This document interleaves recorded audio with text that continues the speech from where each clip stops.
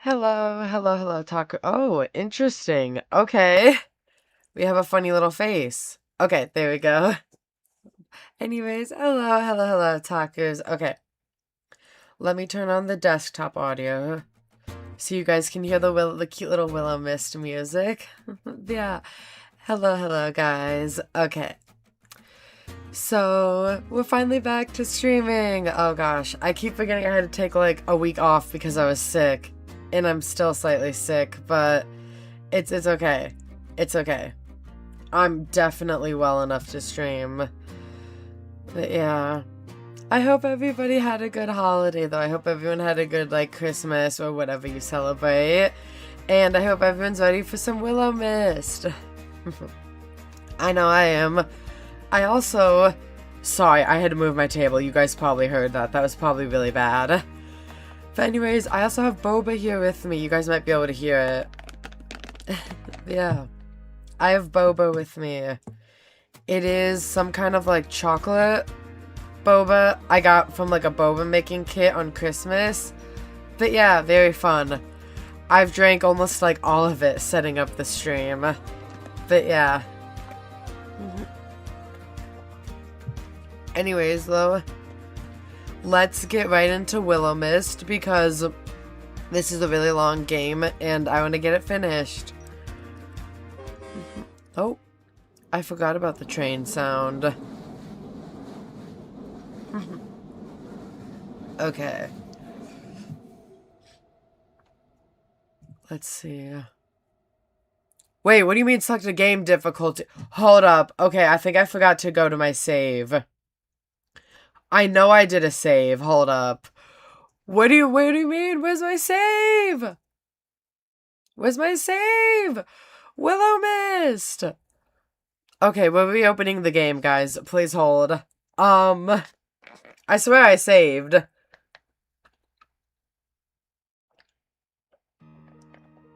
Oh yeah, okay. There's a load button. I'm just a little silly, guys.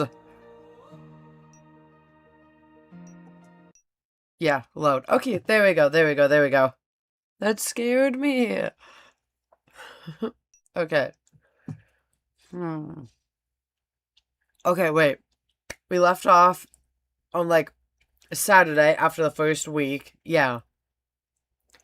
And we have literally gotten an event with every single person except for Florian, the one person I'm going for. Yeah, okay. We have $102. I don't know what we do with that, but we have some money. Goodness, okay. You had hoped to awaken to the gentle chirping of birds or the sound of a breeze rustling leaves in the world outside your window. Instead, you woke to the sound of a very grumpy, pompous book opening then shutting his cover repeatedly, as loudly as possible. Oh wait, guys, are you ready for more book voice acting? Oh goodness. Oh goodness, okay. I gotta stick to the book voice acting bit, at least. If I can't voice act anything else. Hold up. Good morning, master. Oh, I apologize. Did I wake you? That's not as good as last time. It's probably about time for me to get up anyway. Good. It would be a tragedy to waste your morning on slumber. Up, up. Let's get a move on. With a grumble, you pushed the covers aside and swung your legs out of your bed. You made your way over to your dresser, picked up a change of clothes, then turned back to look at Barnabas, who was sitting on your desk across the room. Do you mind? I'm changing. It's not as if I have eyes, Master. I see the world differently from a base creature like you. Cool, but I'd rather you didn't see me get changed in any way. Morning wake-ups. Literally what I just had to do for this stream. I need to stop setting these streams so early, but like it's the best time for you guys, so I do it. And hello, Try, welcome in.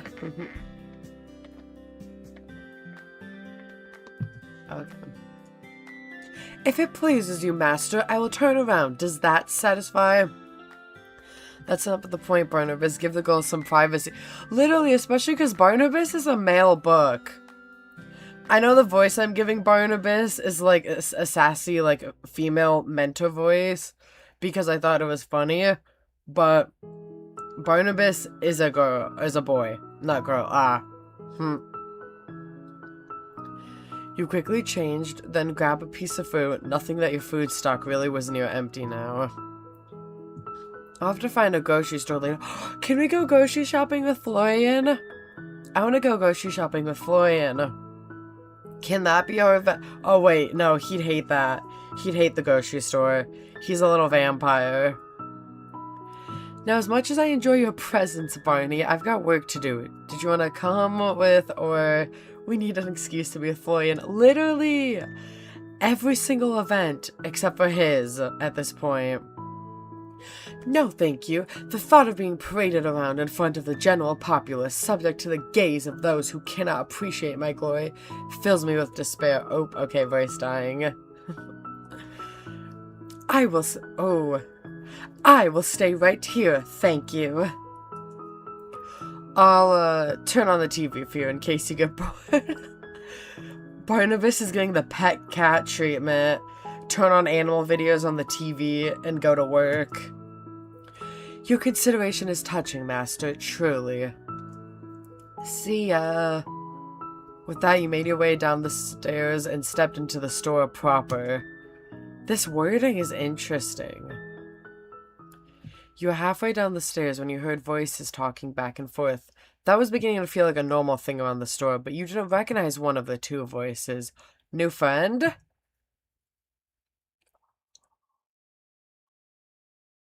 Who is this? Hello? This looks...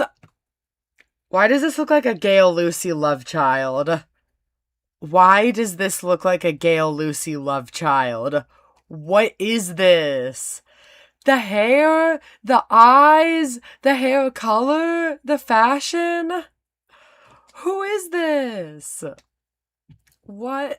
Also, where did the music go? Hello? Hello? Music? Music Doka? Hi, hello, who are you? How can we serve you? Literally! I'm afraid that is not possible, as Otaku requires the due rest, and besides, it is my duty to protect them. Oh, thank goodness, there's the music. Ah, Lucy. Okay, he flirty. The wink, he flirty. Okay. Ah, Lucille, come on, it's not that big of a deal. I just want to see her with a little bed head. Who is this? I will not budge on this matter. Sleep it. Even the music stops for the hot man. The entire world stopped for him. I will not budge on this matter. Sleep is more important than your senseless whims. Is there a party I didn't get invited to going on? This seems to happen a lot. You make a person feel left out if you're not careful. You wink towards Lucille, who instantly straightened up. Goodness, okay, now I have the hiccups, that's fun. Then turned your eyes towards the other person. Your eyes meet another's, a man with red hair you didn't recognize. He smiled up at you lopsidedly before brushing a lock of hair behind his ear. Eden, okay. Well, if it isn't the most mesmerizing face I've seen all week, you must be the infamous new owner of the store. You can call me handsome, or Eden will do. Oh my gosh, Florian, you've got competition. Florian, step up your game.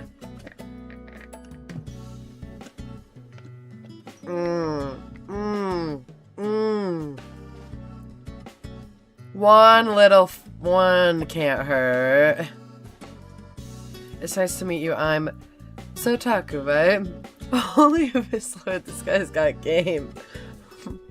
Goodness. He is still winking. He is still winking, by the way. Okay. I fear this eye just never opens. It's just permanently closed. It's Otaku, right? I've heard a lot about you, but it looks like the rumors were selling you short. Goodness! Rumors? Well, color me curious. Eden took a few steps up the staircase. What? No, his gloved hand trailing over the railing as he approached you. When he got close enough, he leaned in towards you and whispered. He wasn't quite touching you, but it was close enough that felt like an intimate gesture. Funny story, I've heard that the new owner already had a fan club because of their overwhelming beauty and charisma. From what I've seen, I'd have to agree. Wait, okay. No way! Well, the rumors say a lot more than that, but let's leave some of the secrets and mystery for now, shall we? Okay, I'm sorry guys, the music is so loud, I have to turn it down, and I have to do it in the most inconvenient way possible. So let me just try and not dox my computer real quick. Okay. Okay. And hopefully this doesn't mess with it too much on your guys' end. You have to be a little mysterious to be interesting, after all. At that, Eden turned around and walked back down the stairs, the sound of wood creaking with every step. If there's something you need, Sir Eden, I suggest you speak now. Why rush our first meeting? We'll be telling everyone about it at our wedding. What? Eden... He winked up at you, then turned his attention to Lucille. Really, you don't need to be so defensive. I don't bite unless you ask me nicely. Who is this man? I have no interest in anything of the sort from you. If you have no business here, please take your leave. We are running an establishment here. Lucille moved her hand towards the hilt of her sword. Calm down. But didn't draw it. Eden raised his hands and backed up a step. Alright, I'm going to note that down for next time. Lucille isn't a fan of jokes. My deepest apologies, my lady knight.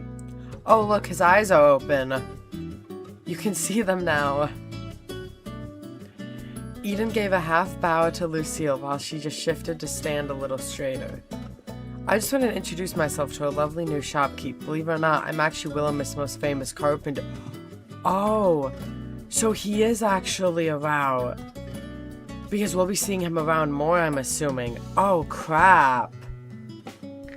New challenger approaches. Crap. Okay. I believe you're Willowmist's only carpenter. Ouch, that may be true. But the point stands, Lucille looks ready to end this man's whole of his career. Honestly, I love Lucille for it. If I ever replay this game off stream, I'm doing a Lucille route. I kind of love Lucille. I need a Lucille route. That may be true, but the point stands. A carpenter, he looks more like a model. Literally, what is all this? Lucy Gale, love child. Gold Lust, love child. Wait, that's Zanny. That's Zanny and Kel, right? What are they? Bloodsea? I don't know. I don't know what they're called. Bloodsea, I think. I was expecting someone who looks more like Quinn. I happen to be acquainted with your aunt. We work together on occasion, so I'd like to extend the same offer to you. Real, I want to put an eye patch on Eden. One eye patch, and this would literally be Lucy Gale, love child. If I remember correctly, Sir Eden, Lady Sylvia would also refer to you as a flirt and a liar. Oh? What can I say? There's so much beauty in the world. Should I not celebrate it? Oh, I don't know if I like you as much anymore, Eden. Lady Sylvia would say that you're incapable of taking anything seriously. Also, Lucille's literally ruining this man's whole career. She is ending him right now, and I love it. Oh, my boba's gone. Anyways. Okay. That I can accept. You're such an honest person, Lucille. It almost makes me jealous. You know, you can be honest too, Eden. It's not that difficult. Anyways, I'm getting distracted. I love the chance to get to know you properly. How about dinner and drinks on me? Can I say no? Can I say no? Tomorrow night, well, maybe I'll be able to shift around my incredibly full schedule if you ask nicely. Why am I not allowed to say no to any of this? Oh, is that how it's going to be? Well then, pretty please may I treat you to a night of fine dining and wine. That was actually good. I'm impressed. Goal, that was the bare minimum. I'm an actor at heart. Then I shall accompany you as bodyguard. Actually, I don't mind that. Yeah. Let Lucille come with. I actually do not mind that. I don't think that's actually, you know what? Why don't we just invite everyone? Oh, I love this idea. It could be like a housewarming party. Here I thought I managed to snag a date. What a shame. Nuh-uh. Still, that sounds like fun. I'll leave it to you to invite whoever you'd like. You seem like you have good taste. Florian! Florian! Oh, not Emmett. Why? That's the... no. The bell by the door chimed as the door to the store opened and a familiar face of Emmett poked his head through. Good morning, I'm here for... He paused as his eyes locked with Eden's. Are they gonna start fighting? Florian, come hither, Florian. Literally, just the immediate call out for Florian. He then turned and walked straight back out the door. Okay, Emmett. How cute, he's being all shy. I'll go get him, don't you wear your pretty little hat. I was about to say, did they have like a little fling? I think they had a fling. Okay. Eden strode past you, then exited the store. A few moments later, they both come back in, with Eden's arm around Emmett's shoulder. Thought him going in and out in a second. Where are you off to so quickly, my his face! Oh my goodness. Don't tell me you're trying to avoid me. I'd prefer it, yes. Everyone's so honest this morning. How refreshing. So it brings you here today, Emmett. He's probably trying to help me with my bank stuff, Eden. My job, which you're currently preventing me from doing. There's always more time for work later. There's not always friends later. That would be true, yes, but you're all acquaintances at most. Hey, you're meant to think stuff like that. There seems to be some history. Wait. Look at his teeth. Are these not vampire fangs like Florian? Am I crazy? Am I crazy or does he have two little fangs? Hold up. Here and here. Am I crazy or does he have fangs?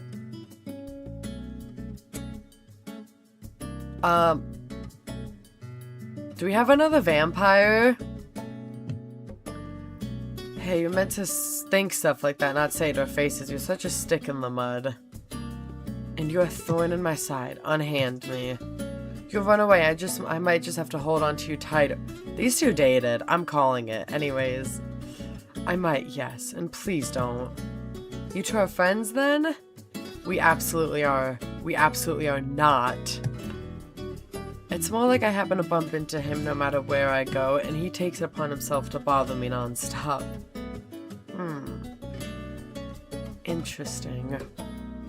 You're too stubborn for your own good. One day I'll get you to agree that we're best friends. Hell will freeze over before that day comes. This is so cold, and I thought we had a beautiful relationship. Oh. You're breaking my heart over here, Emmett. Okay, yeah, no, forget this character ending up with either of these two. These two need to end up together. Like, goodness, this enemies to lovers thing they got going on. Like, forget me ending up with them. Emmett, the famous heartbreaker. I like the sound of that. Don't encourage him. He'll never stop. Please encourage me more. I'm like a puppy. I thrive on attention. Okay. Yes, exactly. Just like a puppy. Desperately in need of discipline. Are you gonna be the one to give that to Emmett? Since you're here, Emmett, I was wondering if you'd like to come out for dinner with us tomorrow night. No, thank you. Oh, no. No, Emmett, whatever will we do? Scared that Eden will bite. He's going? Yeah, so far it's me, Eden, and Lucille. I'd like to ask Florian and Winnie, too. I'd really like you to come if that makes a difference. Fine, I will make a spot in my otherwise packed schedule. I hope you appreciate the effort. Oh boy. We're gonna have everyone. This is gonna be something. What a gentleman, Emmett. How very unlike you to change your mind. Maybe you have a soft spot for Otaku. No. I have nothing of the sort. I'm merely agreeing so that someone responsible can be on hand to keep things under control. This is gonna be an interesting get-together. I know. If this isn't my chance to get Florian, I don't know what is, honestly, though. Like, this feels like the only chance. Like, I don't know what else. Emmett shrugged out of Eden's grasp and then brushed him off. Oh, bank stuff, yeah. Now, if that is all, I need to speak with Otaku in private. Well, when you put it like that, I can't help but wonder about your relationship. Do tell me what happens. Nothing is going to happen. It is a simple discussion and nothing more. Is that a blush I see on your cheeks? I don't see no blush. Maybe you're the one who needs glasses here. Stop making things up. Allow me to escort you out, Sir Eden, so that Sir Emmett and Otaku may talk in peace for the moment. Okay, Lucille. What a noble way of throwing me out. Well, it was nice meeting you. I hope to see you around town. I'm tired of constantly reading my name. We're gonna skip it occasionally. Definitely, it's been a pleasure. I'll let you know more about my services later, but drinks first. I'm a very hands-on worker. I like to get to know my business partners before we work together. Please just so grab the man out of here. Literally, I don't like him. Ugh, sounds great. See you tomorrow, Eden. Why am I just okay with this? Like, why am I just okay with this? Why am I just letting this all happen? Like, no. Sounds great. See you tomorrow, Eden. Lucia put a hand on Eden's back and saw him to the doorway. He finally exited the store, the bell tinkling as he did. Pardon the intrusion. As I said, we need to talk. Sure thing. What's up? Did you miss me so bad you had to come see me first thing? Don't be absurd. Did you give my business card to anyone? Real. MC, you have a say too, you know? You can say no to a leap. Why don't they give me the choice to leave? Literally. She just stands there and she just takes it. Like, no. Did you give my business card to anyone? No, of course not. Why would I? I'm keeping your number all to myself. Thank you. Damn, if you're not responsible, then that's even more concerning. How do they find me and get a hold of my number? Who? It's my previous employer. What would they want? Wait, did you do accounting for a criminal organization or something? I worry about the fantasies that are going on in that head of yours. Forget it, I'll deal with it myself. You're kind of making me worry here. Your client, there's no need to worry about me. Nuh-uh, we're close acquaintances now. I think that means I'm legally allowed to worry about you. I'm no solicitor, but I'm certain that's not how this works. So you're trying to argue that me worrying about you is illegal? What? No, stop talking such nonsense. I can't believe you'd call me nonsensical, Mr. Accountant, for a crime syndicate. The syndicate is looking for a couple new friends. Anyway, okay. That's not... Ugh, forget it, you're impossible. Emmett pinched the bridge of his nose and closed his eyes, almost like he was in pain. Yeah, I do that to people a lot. It's nothing like that, nothing illegal at the very least. Let's just say I terminated my contract early and they aren't happy about it. Well, they can't force you to go back, can they? I'd like to say no, but they're so obsessed with their rules and regulations that they might have some obscure way to try and make me work for them away. What in the K-pop is this? And that would be a bad thing, right? I left for a reason. What a terrible start to an otherwise good morning. At least you got to see me, as I said. Thank you for your concerns, Otaku. It's not necessary, but well, thank you anyway. Oh my gosh. Please, Florian, where are you? I have to talk to every single person in this entire game before I can even see Florian in the morning. And it's kind of making me crash. What you guys whispering about? Is it secrets? Ooh, I love secrets. Come on, tell me. I won't tell anyone. I swear. I forgot I also voice act Winnie. Oh, Winnie, good morning. Have you and Emmett met before? Does watching it from the corner of the room count? Okay, Winnie. I don't think so. Then nope. My name is Winnie. Nice to meet ya. So, what's happening? None of your business, Miss Winona. Just Winnie is fine. Fine, Miss Winnie. Miss Just Winnie? No, I mean I'm just Winnie. As I said, Miss Just Winnie. His little smile. Fine, I'll be Miss Just Winnie, but you have to be Mr. Tall and Serious. Mr. Finch will suffice. Mr. always looks like he's got a stick up his butt. I love Winnie. I feel like that one might be a little bit long. Thank you for noticing. It takes a lot of effort to maintain. Hee, I like you. You're funny. Funny isn't the word I'd use, but if you'd prefer it, then be my guest. Now, if that's all, I have other things to attend to. Hey, Emmett? Yes? This all could have been a text, you know? Okay. And? I'm just saying, I feel like you stopped by just to see me. You would be incorrect, as I gave you my number, but you never gave me yours. That's not how numbers work. But you never get... Oh, I'm stupid. I see what he's saying. Okay. Good day, Miss Marigold. Miss Just Winnie. I see what he's saying. He gave me his number, but I never gave him his, so unless I contact him first, which I didn't, he can't reach out to me. Okay, yeah, I see. I see what's going on. A little slow-brained. At that, Emmett turned on his heel and walked out the door, the bell jingling as he did. When he turned and waved her hand, watching as he left. So, what was that about? A romantic tryst? A secret rendezvous? The beginnings of forbidden love? Do you read a lot of romance novels or something, Winnie? Well, it does get boring around here sometimes. Whoa, okay, two very interesting options, but no, it wasn't anything like that. A romantic try sounds a lot more fun than the actual answer, just work stuff. Romance avoids me like the plague. Honestly, it kind of is right now. What?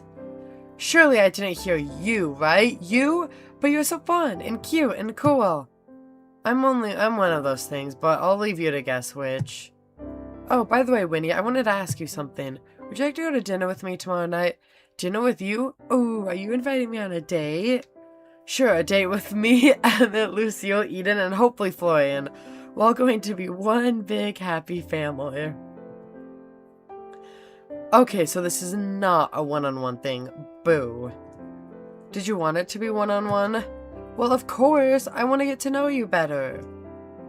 Well, a bigger group doesn't have to stop that, does it? Plus, we can always hang out here. I want to get to know you better too, Winnie. Yeah, that sounds fun. Winnie shifted and fiddled with her hands. Can I think about it and let you know later? Oh, sure, it's not until tomorrow anyway, so there's no rush. If you don't want to, you don't have to either. Oh no, I super want to, I'll let you know. Alright, I better get ready to open up anyway. Okie dokie, see you later, alligator. Is she not able to leave the store, I wonder? Winnie gave a small wave, then floated up and through the ceiling. I don't think I'll ever get used to that. Okay, oh, we have to pay bills? Oh boy.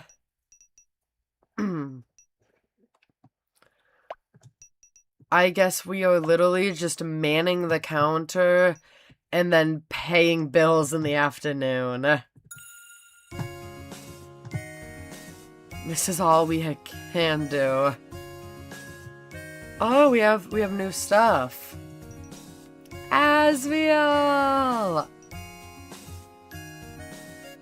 Oh gosh, fish pendant.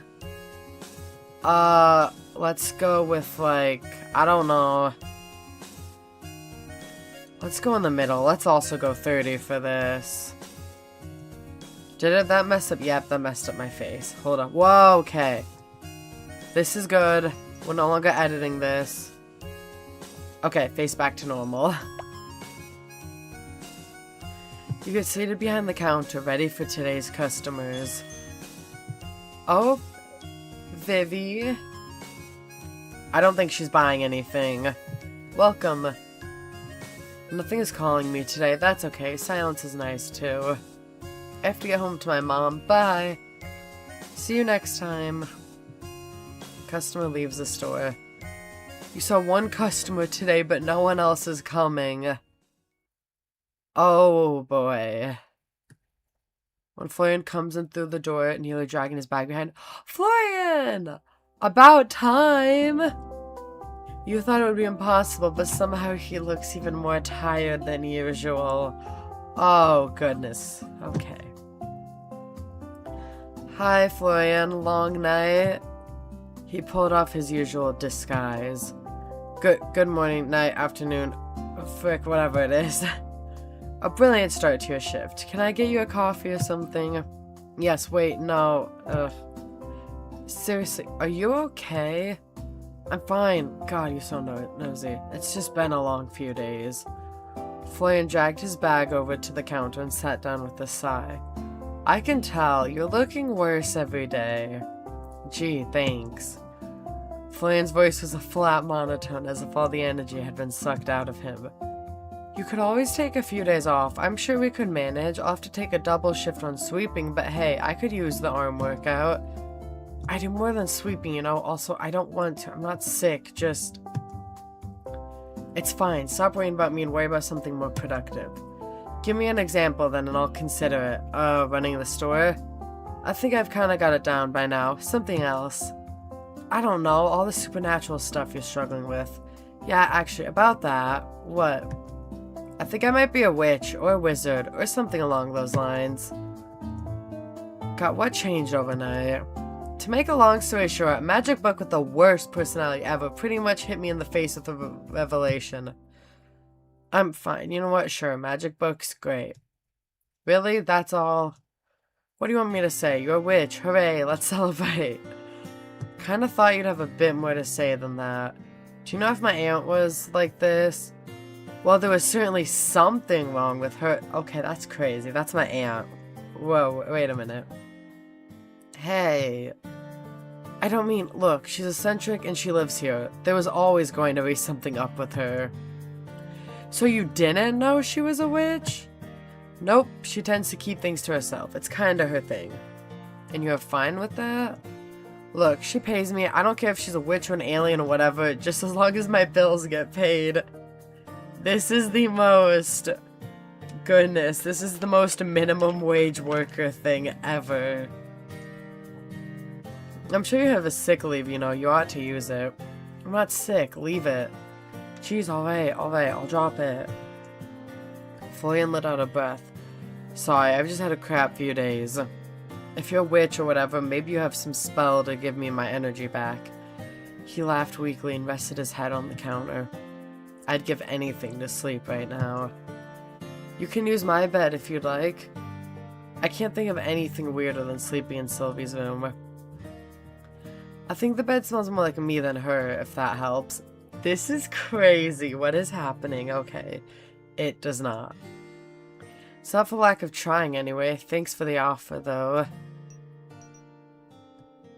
Obviously pat on the head. What do you mean?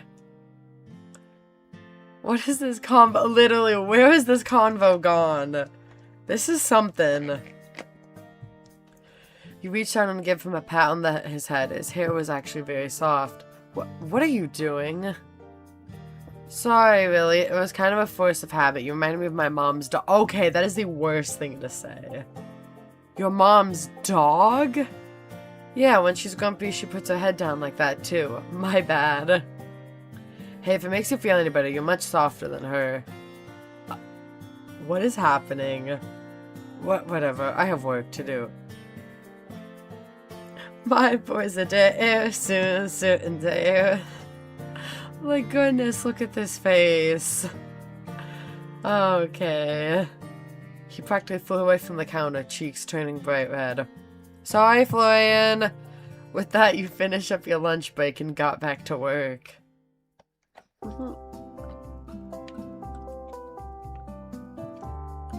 You sat down at your desk, ready to go over the week's bills. Unfortunately, you don't have enough to cover your bills. Wait, we were close. Wait, we're close. 120? Wait, we're actually kind of close. We're not doing that bad. It was a little past 5 p.m. when you flipped over the sign on the door to close and let out a drowsy sigh. What a day. Oh, hello. You say that every day, you know, like a broken record. Well, every day is exhausting, in a good way, though. How can anything be exhausting in a good way? Have you ever finished something and been tired but really proud of your work? Nope. I usually finish crap then wish I'd never started it in the first place. You're kind of a pessimist. The world isn't sunshine and rainbows. That's true, but well, bad things will always happen, but life goes on. Isn't that kind of cool? Not really. Maybe if you didn't frown so much, you'd be more positive. I don't think it works like that. Give it a try, see? Just copy my face. It's really easy, just relax your muscles and nope, still frowning. I see. It's not a frown, it's just my face. That's unfortunate for you. What's that supposed to mean? Nothing at all. Noisy must run in your family or something. Noisy, annoying, and a complete pain in the ass. You forgot gorgeous, charming, and funny. No, trust me, I didn't. You grinned, and Florian turned away from you, looking around the store. It looked as it always did, a mess of knickknacks and clutter, but a clean one. Florian did a good job, even if he always tried to deny it. Hey, Florian, I was wondering something. You're always wondering something or another. You never stop asking questions. It's good having an inquisitive brain, you know? It keeps me young, or something like that. Anyway, wait, are we gonna invite him to the dinner? Please say yes, Florian, please. It seems like a lot of effort, especially when you could just keep your mouth shut and think to yourself instead. Anyway, as I was saying, I know that you grew up in town, but not much else. You haven't always worked here, right? What'd you do before? Is it important? That depends how important you think getting to know each other is. Not important that— Oh, come on! I think you default to being mean when you feel shy. Oh. Did we clock him? I fear we clocked him. Look, I used to be in college, but that didn't work out, and I dropped out. There's a college here? That's surprising. I didn't know the population of Willowmist could support it. No, it was in the city. Didn't you say you'd always lived here? I was only gone a few months. It hardly counts. Well, why'd you drop out? Got bored of your major? Why is this so important to you? You've got a magic book upstairs, right? Why don't you go bugging instead? I don't know if Barnabas would like that. He has a name? Hey, I didn't pick it. He came pre-named. Though to be fair, Barnabas is kind of a rocking name. It is not, in fact, a rocking name, but— You're changing the subject. Barnabas has nothing to do with this. I'm interested in you. Oh, health complications, alright? I couldn't stay, but I also couldn't come back when— look, fine. If you're so desperate to know, I'll tell you, but can we sit down? My head is killing me. Of course, we can use my room upstairs if that's alright with you. Oh my, okay. Florian looked to the side, a dusting of red appearing on his cheeks. Now he's trying to get who into bed. Oh, okay. What in the day everything kind of switch up is this? Oh, okay. I never mentioned anything about my bed. You were the one thinking, like, about that. I never... No need to deny it. You literally just brought it up. Look, you're cute, but I think that's jumping ahead a little. Oh, Florian is gonna murder me for this one. I'm not... You don't... Ugh. With that, Florian turned around and stomped upstairs. Oh, but he is. Okay. Huffing the entire way up. He did? Okay. Welcome to my humble abode, Sir Florian. Gosh, shut up. You sound like Lucille. Is that a bad thing? I know you two are pretty different, but I hope that's not a problem. One Lucille's enough, that's all. It's not like I hate her, she's just a lot. Alright, I'll keep the chivalry to a minimum, my fair liege. You flopped down on your couch, sinking into the cushions. Florian followed, though much more cautiously, perching himself on the opposite end. He looked around the room, his gaze lingering on a photo frame. It had been there when you arrived, a picture of a much younger Aunt Sylvie holding a baby. It must have been you. Plot twist, it is not me. This place is weirdly empty. You think? It's packed with all kinds of stuff in here. Sometimes I wonder where my aunt got it all. No, I mean... Sylvie has a big personality. She kind of filled any space she was in. I'm trying my best over here. I guess it's alright with you here, too. Hey, I'll take second best to her. She's amazing. Anyway, what were we talking about? You dropping out of college. Right. Florian blinked a few times, as if his eyes were trying to stay open. Are we finally gonna hear the vampire lore story? Are you feeling okay? Stop asking me that. I'm fine. He gently rubbed his temples, then shook his head. Just a headache. It's no big deal. Anyway, college. I just had some health crap and I left, but look, I won't sugarcoat it and I'm not asking for your pity. My dad ran off after my little sister was born. He has a sister? And my mom struggled to raise both of us. I quit high school to help her, to have a couple of part-time jobs to help her. Oh, Florian, I'm sorry. You do what you have to... Oh my gosh, I can't read, guys. I'm so sorry. You do what you have to do to survive. It's fine. But my mom, she secretly saved up to send me to college for years without telling me. Then she just sent me off. She wanted the best for you. Yeah, but why should that best not include them? But fine, whatever. I went, and I couldn't face them when I dropped out. They think I'm still in the city, living my life, getting my degree, and I can't bring myself to tell them otherwise. Oh, no. So wait, they live in Willowmist, but have no clue you're here too? Florian, why? They would probably love to see you. I can't face them.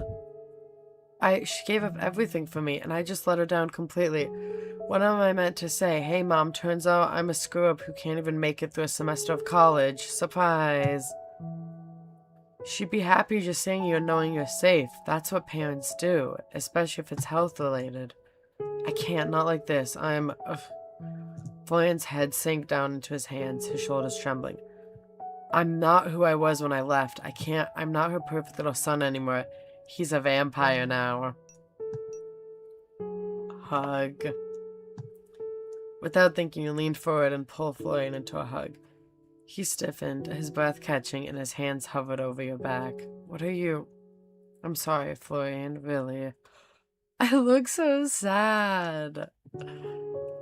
Slowly, though, his arms wrapped around you and he squeezed you tight. It's not like it's your fault. There's no reason to be sorry. Your mom gonna be worried sick with your whereabouts, especially because he hasn't came home for a semester or anything. Like, she's probably wondering where on earth he is, why he never came home for the holidays or for, like, college breaks. Yeah, no, she's probably worried sick. It's not like it's your fault. There's no reason to be sorry. I just want to go home and feel like things are normal again. Can't you? I truly, honestly believe that your mom would just be happy to see you. It's not just that. I don't deserve it anymore. I can't trust myself around her or my sister. Trust yourself? Even you should be keeping your distance. God, you're so naive. I'll just mess things up for you too. Everything I touch just falls apart. I don't think that's true. I'm right here and I haven't fallen apart yet. The store hasn't fallen down around us. You're not destroying anything. Yet. Oh, I didn't want to share any of this, you know that. It's embarrassing. There's no shame in feeling emotions. Isn't that just proof we're human? But he's not. I know that it's difficult for you, and I can't just magically make it better, but if you need someone to talk to or anything else, you can rely on me. You're too nice, you know. You're gonna end up getting taken advantage of. By who? You? I don't think you have the energy to take advantage of anyone, even if you wanted to. Oh, thanks, I guess. Florian pulled back and wiped his eyes with his sleeve. Oh. Seriously, though, don't say anything about this to anyone. Our secret. I'm pretty good at keeping secrets, you know. Hardly. You've known me for less than... Oh, nah, not the book. Okay. Hardly. You've known me for less than 24 hours, and you've already broadcast my existence to the entirety of this quaint little establishment. At this rate, I expect you'll be handing out pamphlets by week's end. Truly, your discretion is legendary. What the? There he is, my favorite talking book in the whole world. Not a lot of competition there, but don't let that hurt your feelings. And to be fair, I haven't told everyone yet, only Florian. Oh, Florian, meet Barnabas. Barnabas, Florian. It literally talks. Did you think I was making it up? No, but I didn't expect... My reputation precedes me, as always. Hello, Florian. It's a pleasure to meet a friend of my esteemed master, or some such drivel. Barnabas isn't very nice, if you hadn't noticed. No crap. You will have to excuse me, as I was rudely interrupted in the middle of my rest.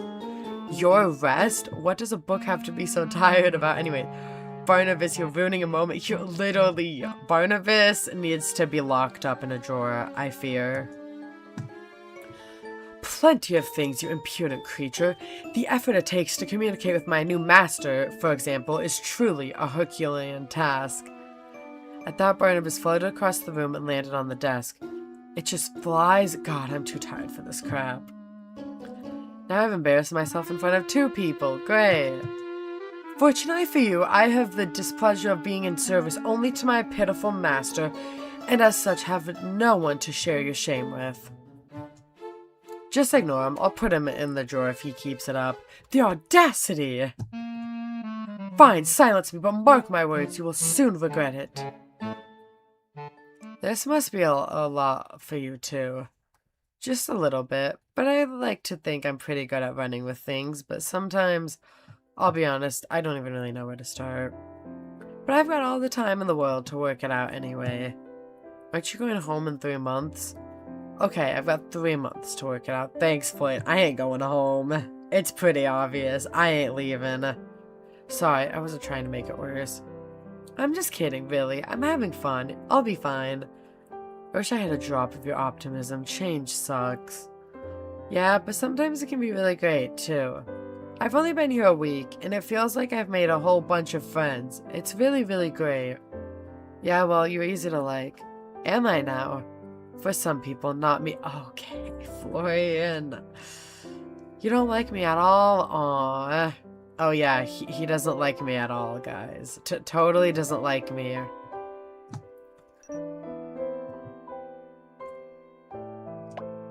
I've already planned out our wedding and everything.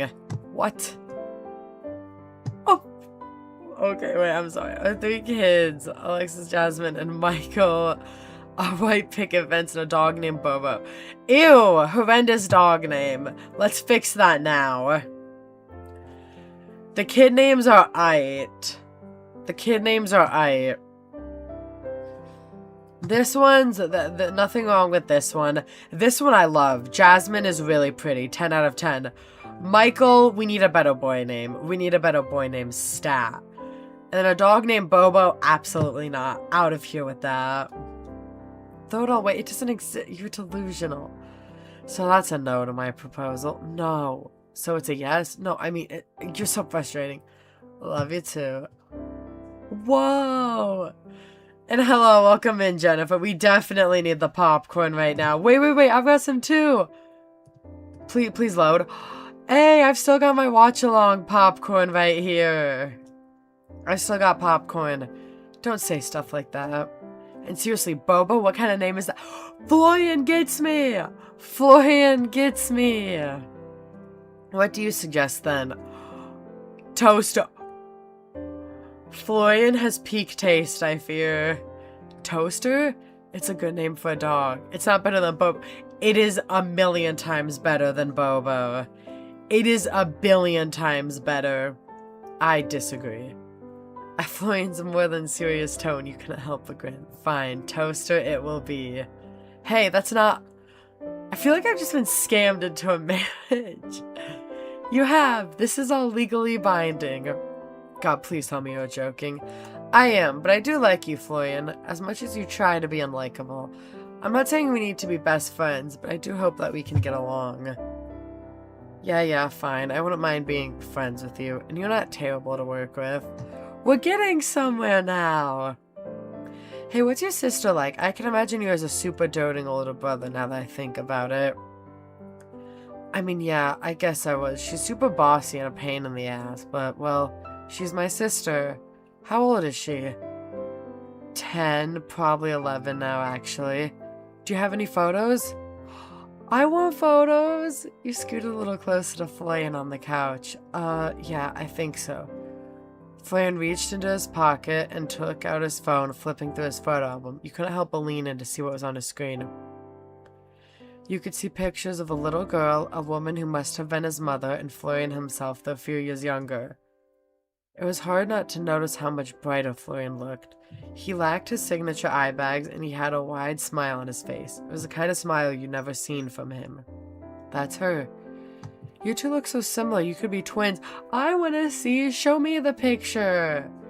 Sure, if I wasn't 13 years older than her. Mom had me young. She's adorable, Florian. Your mom looks really nice, too. He's good looking. This is Florian. This is my emo vampire. And yeah, he's amazing. He's a bit of a tsundere, but it's okay. In response, you pulled out your own phone, scrolling through until you found a picture of you standing next to your mom back when you moved into your first apartment, which was also the apartment you just moved out of. This is my mom, a few years ago. Wow, your genes run strong, huh? Yep, my aunt and her look pretty similar, don't you think?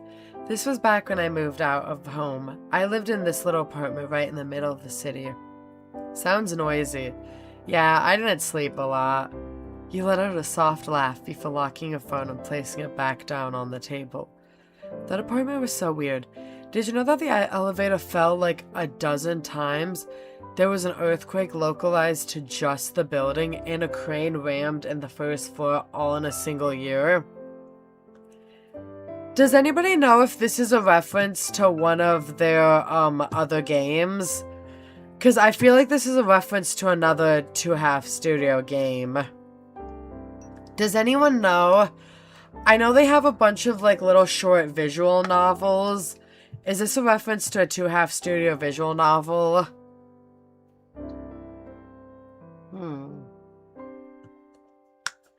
Especially the earthquake localized to just the building part. And I like Snow even better. I like the bits of purple in his hair. Yeah, he's cute. But no, I swear this has got to be a reference. Seriously? Yeah, but not a single person got hurt. I swear to God, someone in that building upset the Grim Reaper or something. Okay, that's another reference. That's another reference to an old 2.5 Studio game, so I think this is a reference. He's smiling. Guys, oh my gosh, Florian's smiling. It's a miracle. For the first time since you met him, Florian smiled, his hand coming up to his mouth as he tried to muffle a laugh. Maybe you're cursed or something. With everything else going on, that wouldn't surprise me in the least. You've got a nice smile, you know. Florian blinked and his cheek slowly turned red. What? I said you have a pretty nice smile, that's all. I don't really mean anything by it, it's just nice to see you. You come out with the most random things. You're meant to just think that kind of crap, not say it. He leaned back, smacking his head gently a few times on the back of the sofa. Ugh, my headache is killing me. I've got painkillers in the bathroom cabinet if you want. They don't really help, but I'll try. You hopped off the couch and headed to the bathroom. Your aunt had left an assortment of pills and medicines in the cupboard, but you didn't have a clue what most of them were for. You scooped up the painkillers and popped back out. Florian was still in the same spot, but his eyes were shut tight and his chest gently rose and fell with each breath. Wait, is he craving blood? Don't tell me another imbecile is moving into my corridors. Shh, be quiet. He's sleeping. And these aren't your corridors. I'm just letting you stay here with me because I'm nice. Shh, Barnabas, they say. You're interrupting the poor tired man's beauty sleep, they cry. Well, fine. I'll just be silent then, if that's what you desire. The vibes kind of remind me of Date with Death just a little. It's 2.5 Studio. It's the same people who made A Date with Death. So yeah, the vibes will be very similar.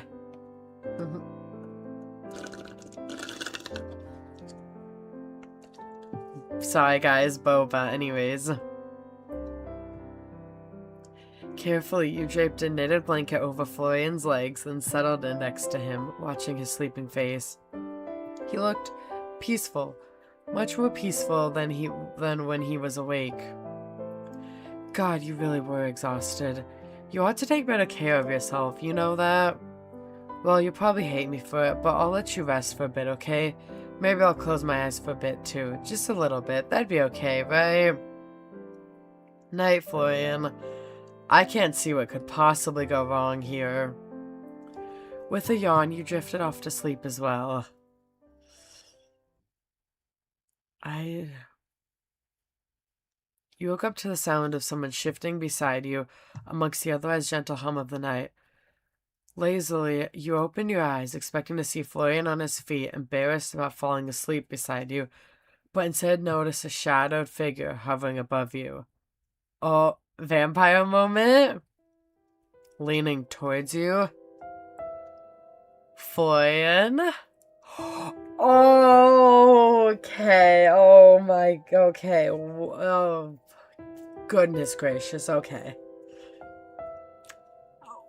Okay. You blinked, trying to wake up your sluggish mind, and finally realized it was Florian. He was close to you, and his eyes were half-lidded, his expression distant and unfocused. One hand was down beside you, and the other braced against the couch to the side of your head. A sudden chill ran through your body, despite the warmth still lingering in the air. Okay, this... Florian? No response came from Florian. He remained completely still, staring at you. No, not at you, but at your neck. Oh. His head dipped lower. The faintest brush of his nose against your skin sent a jolt through your nerves. The look he's giving. Yeah. Oh boy. Sent a jolt through your nerves, and suddenly the sluggish fog in your mind cleared as his mouth was inches from your neck, his breath hot against your skin. Okay. Oh. Am I just now noticing the fangs? Your eyes went to his face, and then you noticed something, a flash of something pointed and sharp between his parted lips. Fangs. Your body tensed, your heart hammered in your chest, and his breath hitched like he could hear it. Florian? No response. It was almost as if he wasn't truly himself. His posture was wrong, like he was acting on instinct alone. And in the dark, with a glint of moonlight reflecting off his eyes, his gaze looked almost empty. He's got no pupils. You felt the faintest graze of his teeth against your skin. I've noticed the fangs before this scene. Yeah. I've pointed out the fangs many times. I've been waiting for the MC to notice them. You felt the faintest graze of his teeth against your skin, a breath's distance from sinking in now. A shiver ran down your spine, but you managed to keep a lid on the panic threatening to break through. This is fine. You lifted a hand and reached out, cupping Florian's cheek. The movement caused his eyes to open wider and his lips paused. Slowly and ever so gently, you brushed your thumb across his cheek, expecting warmth radiating from his skin, but instead finding him as cold as a corpse. Your hand shook slightly and your breath was ragged and shallow. Florian, are you there? At the sound of his name, he blinked a few times and then looked down. Okay, his pupils are back. He's back. What he saw where he was, he recoiled as if burned, falling off the soda and landing heavily on the floor. His breathing was erratic and his hands were shaking, but he couldn't bring himself to look up. Crap. I didn't mean to. Florian, it's okay. Calm down. You pushed yourself off the couch and crouched next to Florian. The way I'm so chill about this is crazy. Don't come near me. Oh, okay. He angry. Don't come near me. Florian, seriously, it's fine. It's all okay. Just take a breath. You tried to put a hand on his shoulder, but he backed up, his face twisted in a pained grimace. Just don't come near me. I can't believe I'm an idiot. I shouldn't be here around people.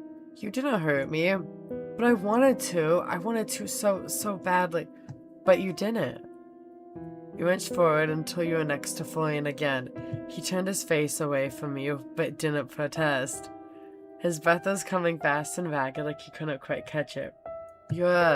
Don't say it. I'm not a vampire. You could see Florian's body trembling even in the dark. I have to go. Is that what all this sickness has been about? You're hungry? I can't do this. Not again. I can't do this to anyone. As quickly as he could manage, Florian pushed himself up and ran for the door. Florian! He was fast, faster than he should have been, especially given how weak and shaky he had looked. In moments, you heard the door downstairs slam shut. Oof. You jumped to your feet and rushed downstairs, knowing full well that Florian was long gone, but wanting to try anyway. Damn it. Are you looking for Florian? Oh, Winnie! Does she know? Does she know where he is? Wait. You turned to see her sitting on the counter, transparent legs hanging over the edge. Yeah, I was hoping he'd still be here, I guess. He ran off really quick. He looked upset about something. It's complicated, but I think I might have hurt his feelings. You don't happen to know where he lives or his number, do you? No, Florian doesn't really share that kind of stuff. Right. I'll have to talk to him tomorrow then. Yes! Okay, I got too excited. I'm so sick. I'm still recovering from being sick. I forgot. Oh my gosh. Yes! That took too long. That took too long. Your eyes went up to the clock. It was only 7:30 p.m. You hadn't slept for more than an hour or two. It felt like much longer. Nice. Oh my gosh, you have no idea how long I've been wanting Florian. Check, he tells Otakus excited for this development. I can't. Got so excited I started coughing. Goodness. Let's go. Oh, hello. Akira. I hope I remember that right. I hope I remember that that's Akira's channel, right? If not, that's embarrassing. Anyways. Your eyes went up to the clock. It was only 7:30. Yes, okay. I did remember. Good. Your eyes went up to the clock. It was only 7:30 p.m. You hadn't slept for more than an hour or two. It felt like much longer. Your stomach growled, and you remembered that you hadn't eaten dinner yet, and that you were pretty much out of food. I'll have to head out and find a grocery store, so I guess I'll just keep an eye out for Florian. Not that I'll likely find him at a grocery store if he's really a vampire. You turn towards the door before stopping in your tracks. Is everything alright? Winnie's legs stopped kicking back and forth, and she stared towards the ground, biting her lip. She fiddled with her sleeves and kept her eyes away from yours. You asked me about going out for dinner with you, right? Yeah, that's right. I'd love you to come. And I forgot to ask Florian. Well, I want to go. That's great, but I'm really scared. Scared? I haven't ever tried to leave the building. I thought so. Wait, not even once? No, I'm scared that if I try, I'll just disappear. Winnie's shoulders drooped, and she sighed. It's dumb, I know it is, but I've been here as long as I remember, and I don't know if I still exist outside this building. What if the only reason I've lasted this long is because I've stayed here? What if I really am dead, and if I leave, I'll pass on? Winnie's eyes went down to her feet, and she swung them back and forth slowly. Hey, it's alright, Winnie. Seriously, it's okay. It sounds scary. If you would rather stay here, we can do something else, just the two of us. But I want to go. I want to spend time with everyone and laugh and have fun. I don't care if I can't eat or anything, but I don't want to be alone anymore. But I'm too scared. I've always been too scared. He approached the counter and reached out, placing a hand over hers. It didn't feel like anything. You couldn't truly touch her, but the thought was there. If you want to do it, then do it. Be brave. I'll be right there beside you. You won't have to do it alone. Winnie hesitated for a moment, then pulled her hand back and floated down from the counter. Okay, you're right. I want to go. Thanks, Otaku. You're the best. Did you want to try coming out with me now? No! I mean, thanks, but I think I need to build myself up for tomorrow. Alright then, it's a date. If you change your mind, just tell me, okay? Okay. I love Winnie. She's so cute. At that, you double-checked you had your key before heading out into the growing night. I can't read. The air was crisp and cold as you stepped out of the front door, and the wind rustled the trees that lined the street. There didn't seem to be anyone else wandering about, but then you suppose most people would be sitting down for dinner or tucked into bed for an early night's rest. Whoever tucks in at 7:30, you're psychotic, I'm sorry. Unless you're like 5 years old or like 70 years old, understandable. But otherwise, I'm sorry, you're a psycho. Even working adults go to bed around like 9 p.m., 10 p.m. That's me sometimes. Sometimes it's understandable. Exactly. That's hella early. If you're tired and that's sometimes understandable, we all do it. But like routinely, unless you're 5 or like super old, you're psycho. I'm sorry. I don't trust you. Because that's an hour and a half after most people's dinner. Like, no. Sports practices end around that time. Like, crazy. There didn't seem to be any... Yeah, bundling your clothes close to your body, you started your way to the main square. The town square was a little more lively than the store, but not by much. It seemed as if a good portion of the shops were closed or closing for the night, and only a few people wandered the streets. It was a far cry from the bustling crowds and bright lights of the city. The streets were clean and quiet, and the houses were well maintained. I can't speak. Without any signs of graffiti or broken windows. You could get used to this kind of life. Lemon tree. Oh, I'm completely blocking it. Okay, never mind. Oh, you can see some right here. Okay. Well, these are oranges, but... Citrus scale? Anyways. You eyed the various stores around the area. A bookshop, a coffee shop, a hardware store, a pharmacy. Then you saw it, nestled at the corner of a street, a small grocery store, the same one Lucy had pointed out to you when you'd gone out for dinner together just the other night. The light inside was on, and a small open sign hung in the window. You walked towards it, keeping an eye out for Florian, but to no success. Aw, I want Florian. Oh, this is so cute!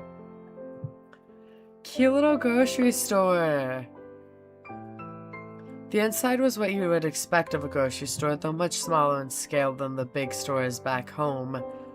The aisles were narrow and the shelves were cramped, but it seemed they had pretty much anything you need.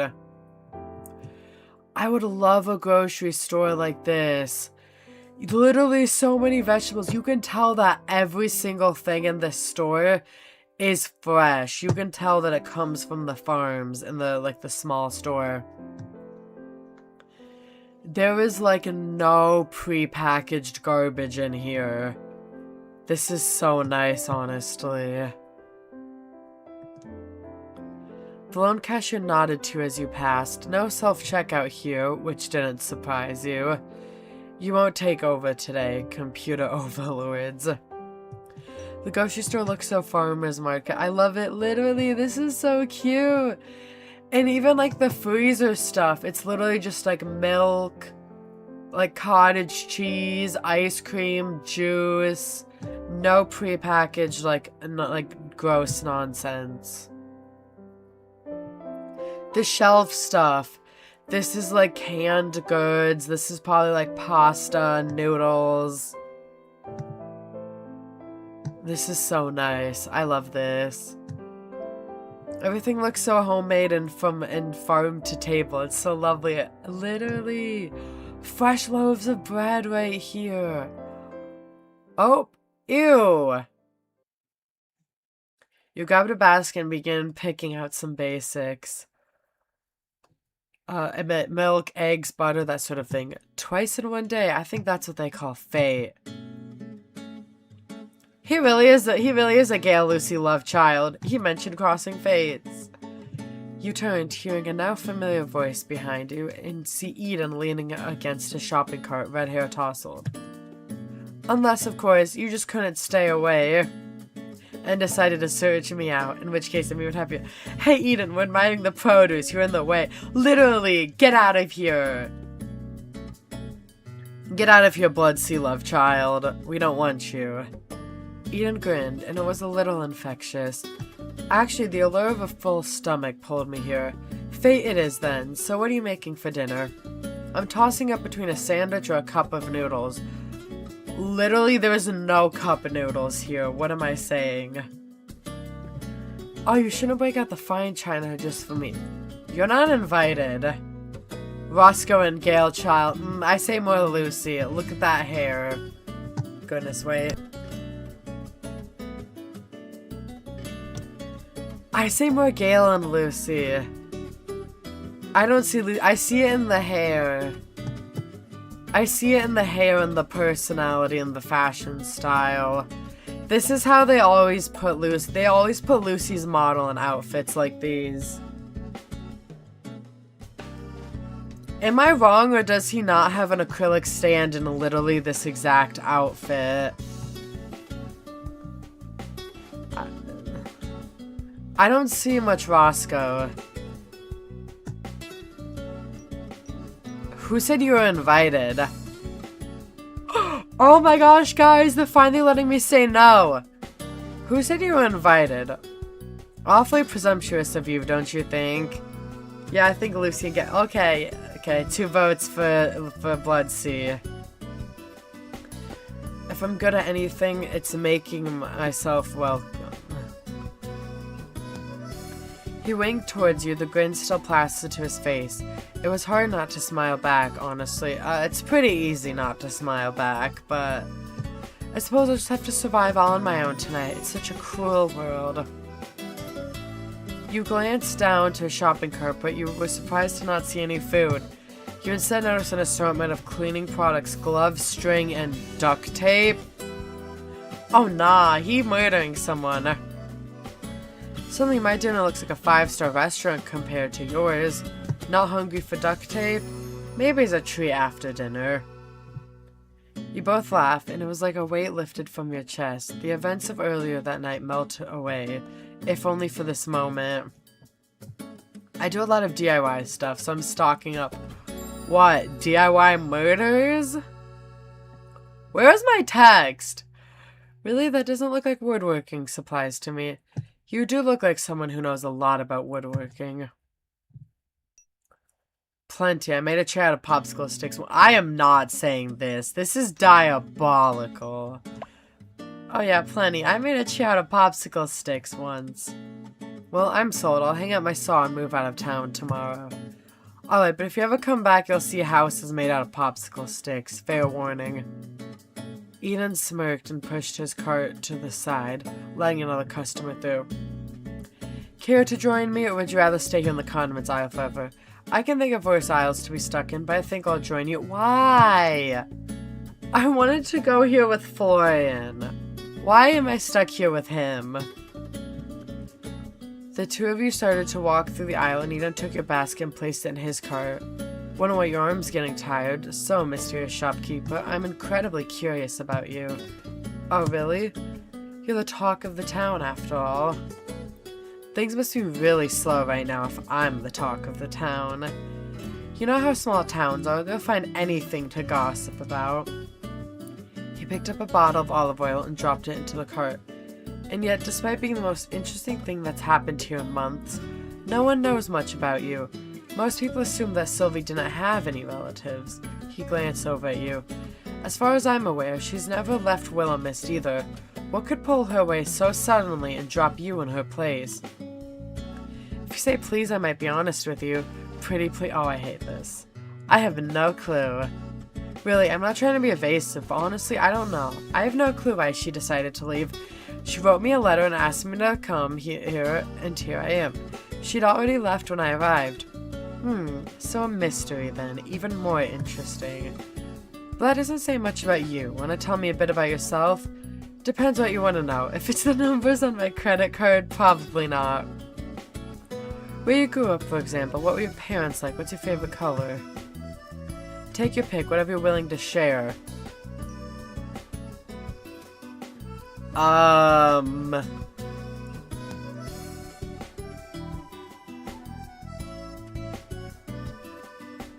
Guys, do we want to roll for initiative? I say for the content, let's roll for initiative.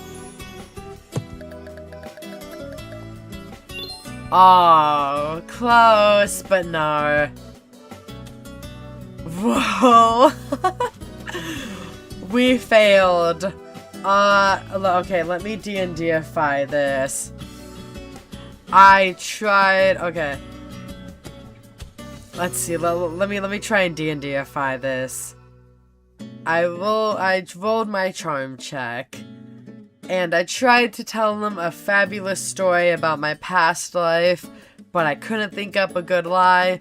So instead, the story was told, but I don't know, some kind of terrible story was told that left everybody looking at me with blank stares of disgust. There we go.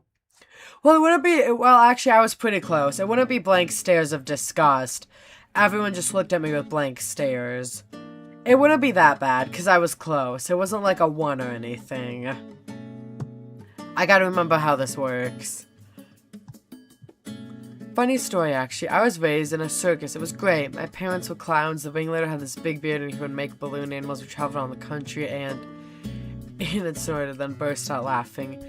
You laughed along with him, and a few heads turned to look at you both. Yeah, and I'm an alien from Mars waiting to abduct you. I think you are a vampire, good sir. You do have some fangs. Hey, it could be true. I'm sorry, but you're a terrible liar. Your face gives everything away. You'll have to work a little harder if you want to fool me. Eden's lips twisted into a smirk, and he leaned towards you. His voice was soft. Get away. Not that it matters. I do love a good mystery. I can tell, seeing as you've barely shared anything about yourself. What, and lose the mysterious appeal I have surrounding me? I already know. Your dad was a pirate. Your other dad was a vampire. I know your story. I know your story, Eden. You can't lie. Is that what you call it? I thought you just needed a shower. You're offering to— Ew, what the— Oh, I hate him. No, but I'm happy to give you the address of the nearest bathhouse. It's a date that— No! No! How about this? I'll be just as honest as you were. Actually, I was raised in a circus too. You and I were childhood friends, but I fell from a trapeze and made you lose your memory of me. I'm actually here to bring you home to the circus. I was just waiting for the right moment. He gave you a sly grin and reached out, tucking a loose strand of hair behind your ear. What do you say? Want to run away to the circus with me? I think I have my hands full with the store at the moment, but I'll keep it in mind. My favorite color is green, by the way. I never would have guessed. Do you know mine? I'm sure you're about to enlighten me. Ew! Orange? Get out. Uh-huh. I've recently discovered that my favorite color is orange. Oh, because of my hair. Okay, goodbye. Uh-huh, and I bet when you meet someone with blue eyes, your favorite color is blue. Do I really seem that shallow? I think Lucille doesn't dislike people for no reason. Eden glanced around as if to check no one was watching. The fact you have to do that scares me. Don't tell me you brought your guard dog with you grocery shopping. Maybe I did. She'll jump out when you least expect it. I promise I'll be my very best behavior then. Wait, guys, more of the storage is dropped. Wait, this bread looks amazing. Oh my gosh, the pineapple. Oh, this is ginger root. I know this because I have to stock it in the produce all the time and it annoys me. This is ginger root. This is cute though. Eden added a few more things to his cart, mostly small things, and nothing that could be considered a meal alone. A single potato, flour, but no other baking ingredients. A box of gelatin. Amidst the chatting, you found food for dinner too. I am not doing instant noodles. Sandwich. Sandwiches would have to do for now. Proper meals could start tomorrow. You found fresh bread in the bakery area of the store and some lettuce, tomato, and cheese. We are better than instant noodles up in here. All this beautiful fresh produce and we're not using it? Absolutely not. We're using the fresh produce. The two of you continued circling the store until you found everything you came for. Dinner for the night, some fresh fruit, and a few essentials like soap and toothpaste. It wasn't much, but it would do. Eden, however, kept your basket hostage in his cart as he continued onwards, in no sort of rush. That would anger me. So, have you always been a carpenter? Oh no, I tried my hand at a lot of things actually. A jack of all trades, a master of none, that kind of thing. Most recently, I was a bartender. Hello? Okay. But it wasn't for me. And before that, a cook, a painter, photographer, and a waiter, too. Is any of that actually true? At least half of it. Okay. No. Really, though, I didn't come out into the world expecting to be a carpenter. It just sort of happened. It was a niche that needed filling in Willowmist. The last carpenter disappeared under mysterious circumstances that had nothing to do with me. I don't believe that. That sounds scary. Why do I doubt everything you say to me? Maybe you're a good judge of character. He added a couple more things to the cart and then began pushing it down another aisle. One you've already been down twice. What makes you pick carpentry, though? That's a pretty specific skill. I just realized there was one cashier in here watching us just go up and down the aisles of this tiny store talking. The cashier is probably just watching us judging. Just being like, when are you two gonna stop flirting and pay for your items? Because there was only like 2 aisles in this entire grocery store, let's be real. This thing's tiny. Like, goodness. Like I said, I'm pretty good with my... Okay, you look down to his hands, but you're still wearing the same gloves from that morning. There's something satisfying about making something real with your own hands. You start with just an idea, a few scraps of wood, and then suddenly there it is. Something solid, something that existed because you willed it to. I think that's what I like about it. You take something raw, shape it into what it's supposed to be. Simple, straightforward. A piece of wood doesn't argue with you about what it should be. That's oddly deep, but what can I say? I'm an oddly deep man. I'm sure you get to know that about me soon. Wait, what? He added a few more items to the cart before continuing onwards again. You followed, more amused than anything else. I'm starting to wonder if you're leading me in circles. You can't blame a man for wanting good company, so it was on purpose. Girl, there's 2 aisles in this entire grocery store. Of course, I wouldn't miss the chance to spend more time with you, but I suppose now the game is up, shall we? He motioned towards the counter where the cashier was still idling away. Grabbing your basket out of his cart, you checked out first and headed outside. Run! Run away from this man! Run! It had gotten much cooler again while you've been inside. The breeze rustled the leaves overhead, and a few stray leaves spiraled down from the branches and landed in your hair. You reached up and shook them loose. Why is Eden following me? Get out. Get away. Eden followed close behind, carrying several bags. Thanks for waiting. What did you think? I ditched you and run off? Me literally telling her to run. Maybe. I don't think I've got a good read on you yet. You're interesting. I was considering it, but then I imagine you standing all alone in the cold with big, sad puppy dog eyes. Couldn't do it. I don't think he would have cared. He would have just found a new girl. Big, sad puppy dog eyes, huh? So that's the kind of man I am in your mind. I don't mind playing the part. Well, I was gonna say a lost child at the supermarket, but I thought you might take offense. He flashed you a playful grin before glancing across the road. The street lamps cast a soft glow over the little park nearby. The swings swayed gently in the breeze, creaking faintly under their own weight. Now, since you're kind enough not to abandon me, allow me to return the favor. Oh, what favor is that? You're not going to grab my shopping and keep me hostage again, are you? He nodded towards the empty swings, then tilted his head at you expectantly. I happen to know that the swings over there have the best view of the stars in town. Trust me. His grin widened. Or not, if you don't want to. I don't want to. Why is no not an option? Sure, why not? I don't have anywhere else to be tonight. I have Florian to look for. Girl, what do you mean?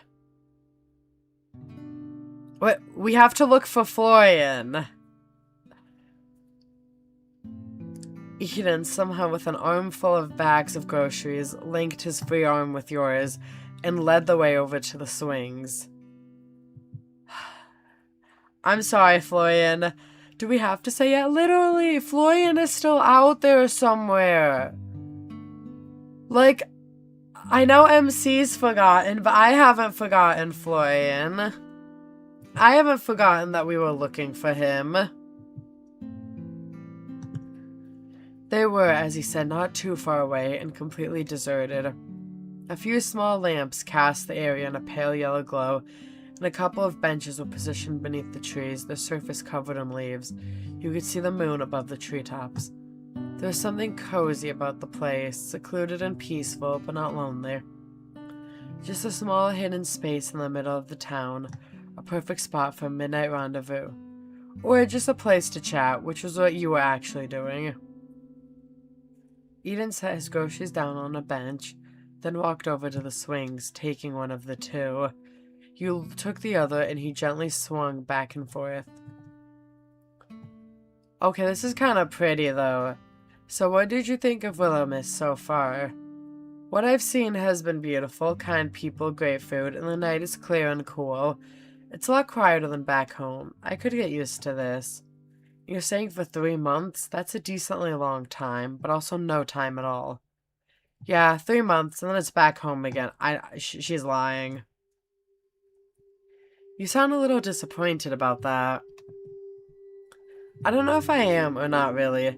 Things have just been a whirlwind ever since I arrived, and now it's already been a whole week. I'll blink and then it'll be time to leave. Eden chuckled and held a little tighter to the swing's chain, still looking up at the stars. Then why leave? Well, my mom is still back home. Even 3 months without seeing her is a long time. Don't you ever miss your parents all the way out here? I'm sure I would, if I knew them. Oh, I'm sorry. Don't be, really. Family is a little meaningless to me. So not raised by grandparents either. I had a more communal living experience, but forget that. I'm far more interested in you. Why not bring your mom here, too? She and my aunt don't have the best relationship, not that I know why. I wish I could have gotten her here. She'd have loved it. Let out a small sigh and pushed the swing a little harder, trying to get more height. A shame. Knowing you and Sylvie, I bet she's incredible. You want to hit on my mom now, too? I swear, everyone in this town is after my family. Why would I do that when you're right here? No. I can just tell you already like it here. Would have been nice if she could see it through your eyes, don't you think? Yeah, maybe then I'd have some idea why she and my aunt don't get along. I always thought family feuds are supposed to be dramatic, but I don't even know what started it. You've never asked her? I have, a bunch of times, but every time she changes the subject or tells me to drop it, so eventually I did. Maybe you should ask your aunt. She might not have the same hang-ups. I'd love to, if I knew how to contact her. No address or anything. I have literally no clue where she went. Ever the mysterious woman. Anyway, 3 months is a long time to be away from home. No friends you're leaving behind? A job? A lover, maybe? I had a job, but it wasn't anything special. Just a casual position flipping burgers, but they never gave me enough hours, so there's no loss there. Fast food restaurant store seems a little too mundane for someone like you anyways. What do you mean? Nothing in particular, you just seem to have a spark in you, like magic. I think Willowmist suits you. You barely know me. And yeah, I'm always right about these things.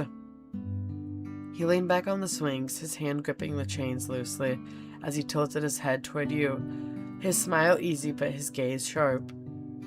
You have to admit, this town feels like it fits, doesn't it? It's been a week, and it's nice, but I don't know if I'd go that far. Not yet, maybe. There's something in his tone, playful, but with an edge of certainty, like he knew something you didn't. You're making it sound like I was meant to be here, and maybe you were. He said it so easily, like it was a fact, like he had no doubt about it at all. Don't tell me you think this is fate. Fate? No, I believe in inevitability. He turns his attention back to the sky, the soft glow of the streetlights casting shadows across his sharp features. I still like Florian more, but he's actually not terrible. I'll admit it. Eden's not terrible. People end up where they're supposed to, one way or another, and I think you belong here more than you realize. Everyone's designed for something, aren't they? Were you? Eden's expression didn't falter, but something shifted, just barely. Of course, I'm not exempt from the laws of the universe, as far as I'm aware. He gets the okay card. And what is it you were designed for? That's an awfully direct question, don't you think? Wait, this is really specific. But do you guys want to know what he what he makes me think of? Human Nick Wilde. If you get it, you get it. I don't know if anyone else sees it, but he's kind of giving human Nick Wilde. Stop. No, but do you see it? Do you see it? Human Nick Wilde. Human Nick Wilde. What if I said I was designed to sit here and make conversation with a beautiful stranger under the stove? I can't unsee it. I can't unsee it either now that I said it. It popped into my head and I was like, wait, no, it's accurate. I'd say you're dodging the question. Maybe it was made to find things out, to put puzzles together, to make sense of things. But yeah, no, human Nick Wilde. That's what he is.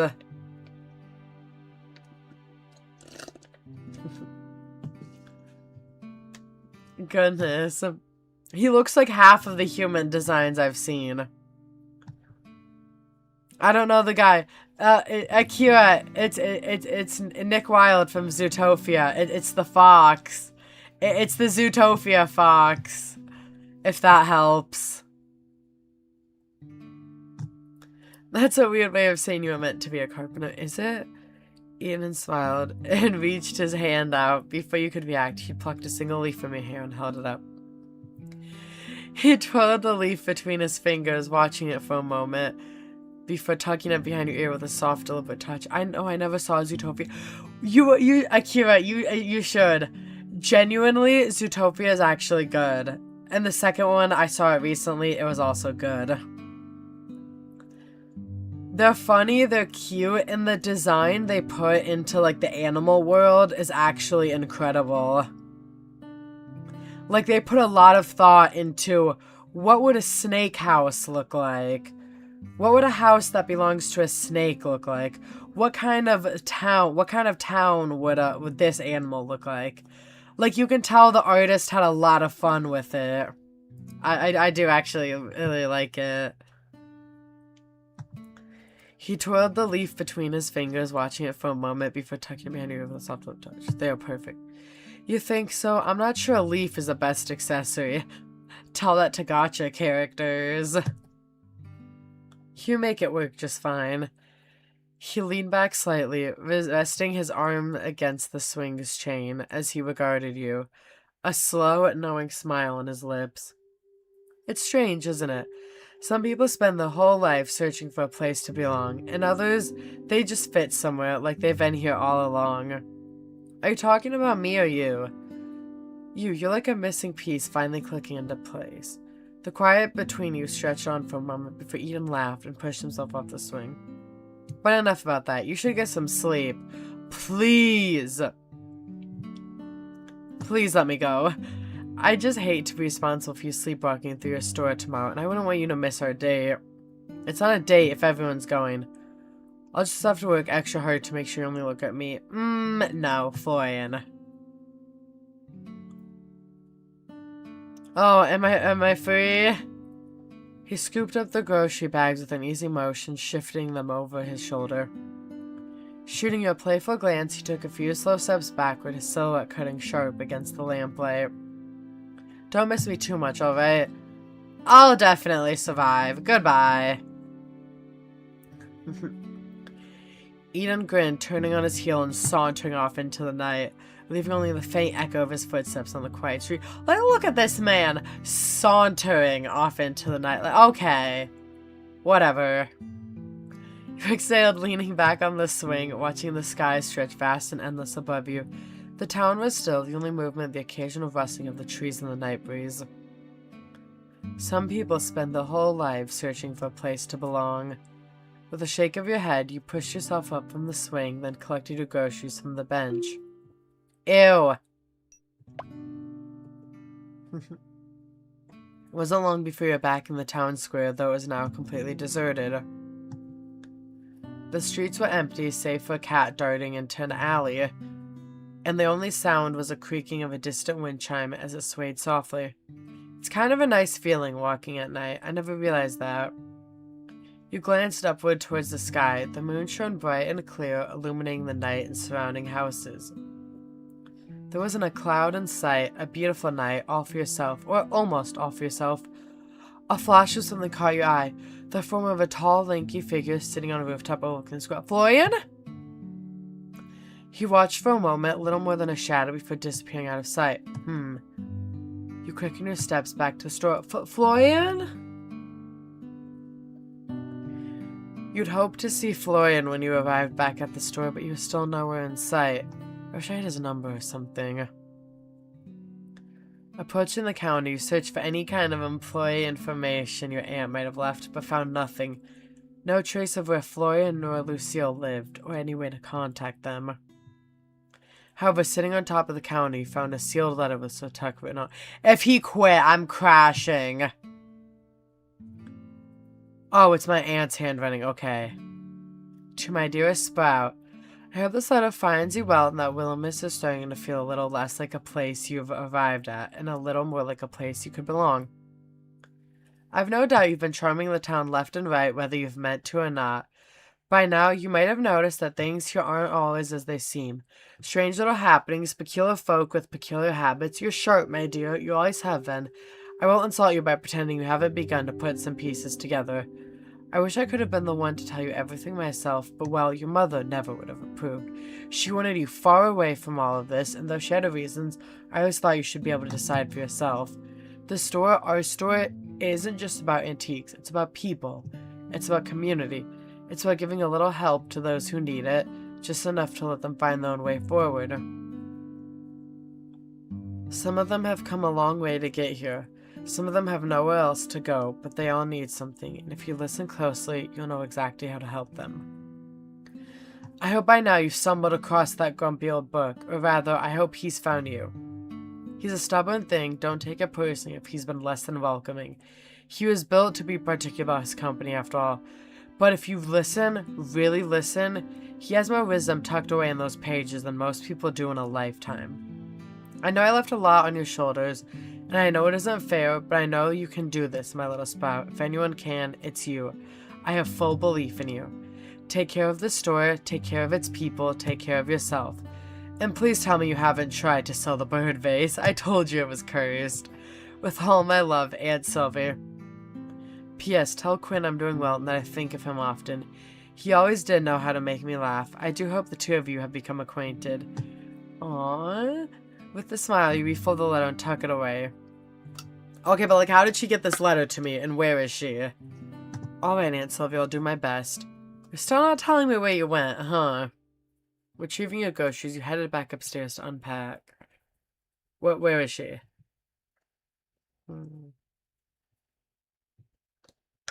Oh yeah, the whole thing with Florian, huh?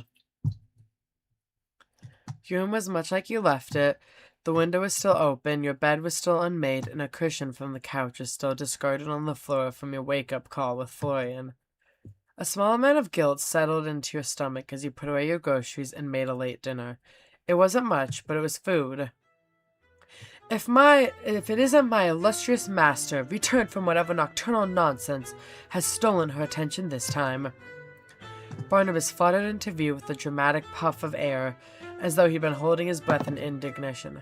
I do hope your day's endeavors have been worth abandoning your faithful servant for hours on end. I imagine whatever inane nonsense kept you away was terribly important. Perhaps a riveting chat with one of your incredibly mundane customers. Wow, are you saying you actually wanted my company? I thought you wanted to be alone. Of course, master. I live to be ignored, neglected, and left stewing in stagnation while you frolic about with fanged employee and amateur spellwork. It brings me immeasurable joy to gather dust alone in your tiny, cramped abode. Something tells me you're being sarcastic right now. You don't say! What a master of deduction! How will I ever escape the clutches of your incredible intellect? I did ask if you wanted to come with me, you know, which I did not. So what is it you want exactly then? Not to be alone, but also not to spend any time with me. Precisely, your wisdom knows no bounds, master. Though, to be candid for a moment, I much prefer your company over the lurking menace you insist on calling an employee. Honestly, a vampire, master? Wait, the book knew. Did you already know? I could hardly call myself a grimoire if I did not know the scent of a vampire. I didn't think being a book had anything to do with smelling people, but alright. Alright, I forgot that your brain lags behind sometimes, master. Let me spell it out to you quite simply. Magic is in the air, the threads of reality, and the auras people leave behind. And vampires, they reek of old blood, undeath, and regret. They are more than simple to pick out. But by all means, continue trusting him. I'm sure nothing could possibly go wrong when employing an emotionally fraught bloodsucker with impulse control issues and a sad backstory. He's not really employed by me. He's employed by my aunt. And either way, Aunt Sylvie trusts him, and this store is a place for people who have nowhere else to belong. I wouldn't ever just throw him out. Barnabas let a long, drawn-out sigh, as though his entire world had grown tiresome. Oh, very well then. Continue ignoring my sage advice and do as you please. After all, it is your funeral, not mine. He turned his attention towards your half-eaten dinner and snorted dolorously. A meal fit for a king, I see. A truly inspired use of your time and resources, master. You know, you're pretty judgy for a stack of paper. That's probably why you don't have any friends. You continued eating, waiting for Barnaby's almost guaranteed response. A stack of the gall of you, the gall! I do not need nor desire friends. I live to serve, not frolic around and have fun, like some. Oh yeah? Then why do you get so huffy every time I leave you alone? Barnabas fluttered indignantly, his pages puffing outward in an offended ripple. Because, Master, leaving me unattended in this drafty little hovel is a waste of rare and precious genius. Not because I'm lonely, heavens forbid. I simply find it offensive to be shelved when I am a once-in-a-millennium arcane artifact. Totally not lonely. I am above loneliness. Loneliness is for sentimental beings with soft hearts. I am made of enchanted ink and intellect. Besides, I have had plenty of company today. Lady Seraphina of House Moonridge accused Countess Belladonna of enchanting her husband with the love hex again, and the follow was positively catastrophic. Wine flung, curses shouted, a hat caught fire. Utterly riveting. Now, I could be going crazy, but I'm pretty sure those are characters from a television show. The real sorceress of Silverkeep, in fact. It does not surprise me that you know so little about it, but it is a fascinating documentary. A documentary. We got the book hooked on trashy reality TV, guys. And you enjoyed watching this documentary? It was a purely academic viewing, Master, a study of interpersonal dynamics among magically inclined nobility. It's research. Did you spend all day watching it? I may have absorbed 8 episodes, but only because Countess Belladonna's familiar betrayed her and I had to see how the arc resolved. For scientific integrity, obviously. Right, scientific integrity. See, guys, that's the reason why I'm watching The Untamed. Scientific research on whether or not it did the book's justice. This is scientific research. Barnabas would have a ball with all the reality TV shows we have today. Literally, and all the dramas. I feel like Barnabas would love Donmay because of all the magic stuff. Barnabas would love The Untamed. A good reason. Exactly. Also, I'm completely kidding. I'm matching Barnabas. But yeah, no, I feel like Barnabas would love The Untamed. Barnabas would love the drama. Honestly, if they simply enchanted the contract bindings properly, none of this would happen. Amateur hour, truly. Also, Seraphina's illusion magic is atrocious. Her whole tower is a lie, and no one is talking about it. You do know that's all fictional, right? Obviously, Master, but some elements ring true. Magic, after all, is based purely in reality.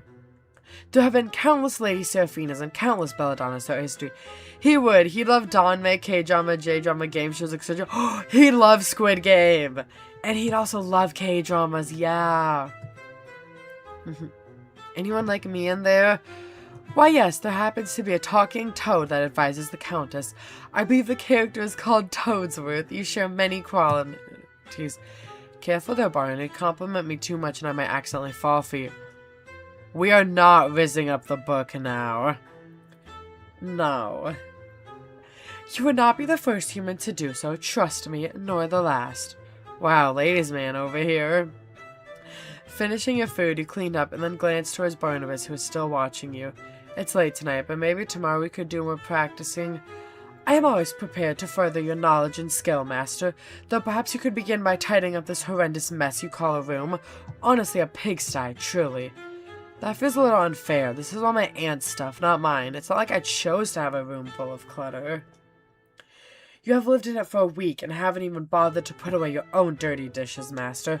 I would not deign to call that a good defense. With a groan, you conceded and began to put the room in order. You didn't have the energy for it, but I also didn't have the energy to argue with a book. Oh, by the way, is my home magic 6 meant to be a secret? Do I seem as if I have the answer to every question, Master? Yes. You seem like you like to think that, yes. Well, I am pleased to see you accepting the truth. But to answer your question, yes. In general, revealing one's magical capabilities to the mundane masses is frowned upon, especially when one is a fledgling spellcaster who lacks any kind of control. You're far more likely to set your sleeves on fire than impress anyone. Hey, Ma, I'm already getting down that spell you taught me, as did every toddler taught in the past. I'm on the level of a toddler? Just below, actually, but don't be discouraged, Master. Toddlers are remarkably clever these days. You know, a bit of encouragement wouldn't kill you. No, but it might kill you, and I've grown strangely fond of not being shoved into a forgotten drawer again. So consider my criticism a public service. One day it might even save your life. One day I'm going to be so good at magic I'm going to eat those words. When that day comes, Master, I shall serve them with tea, jam, and a commemorative plate. But until then, try not to burn down the house. I wonder how flammable you are. Excuse me? Did you just threaten to ignite me? Me, the illustrious Barnabas the Magnificent? I'll have you know I am warded against flame, though clearly not against rude commentary from reckless amateurs. Honestly, how flammable are you? Have you no shame, no decorum, no decency? You're so easy to wind up, Barney. Yes, well, enjoy your jest at my expense, Master. It's good to have a hobby when one lacks talent. I'm sure you know all about that, going back to the don't tell anyone lest you burst into flames, yada yada. Is it okay if I trust someone? That is your decision, Master. There have been many famous spellcasters who are quite open about their craft, and others who were inherently secretive. Some were revered as visionaries, others were burned at the stake. It's a bit of a mixed bag, really. Trust is a valuable resource, best spent in small increments and monitored closely. So you're saying I should trust, but be careful?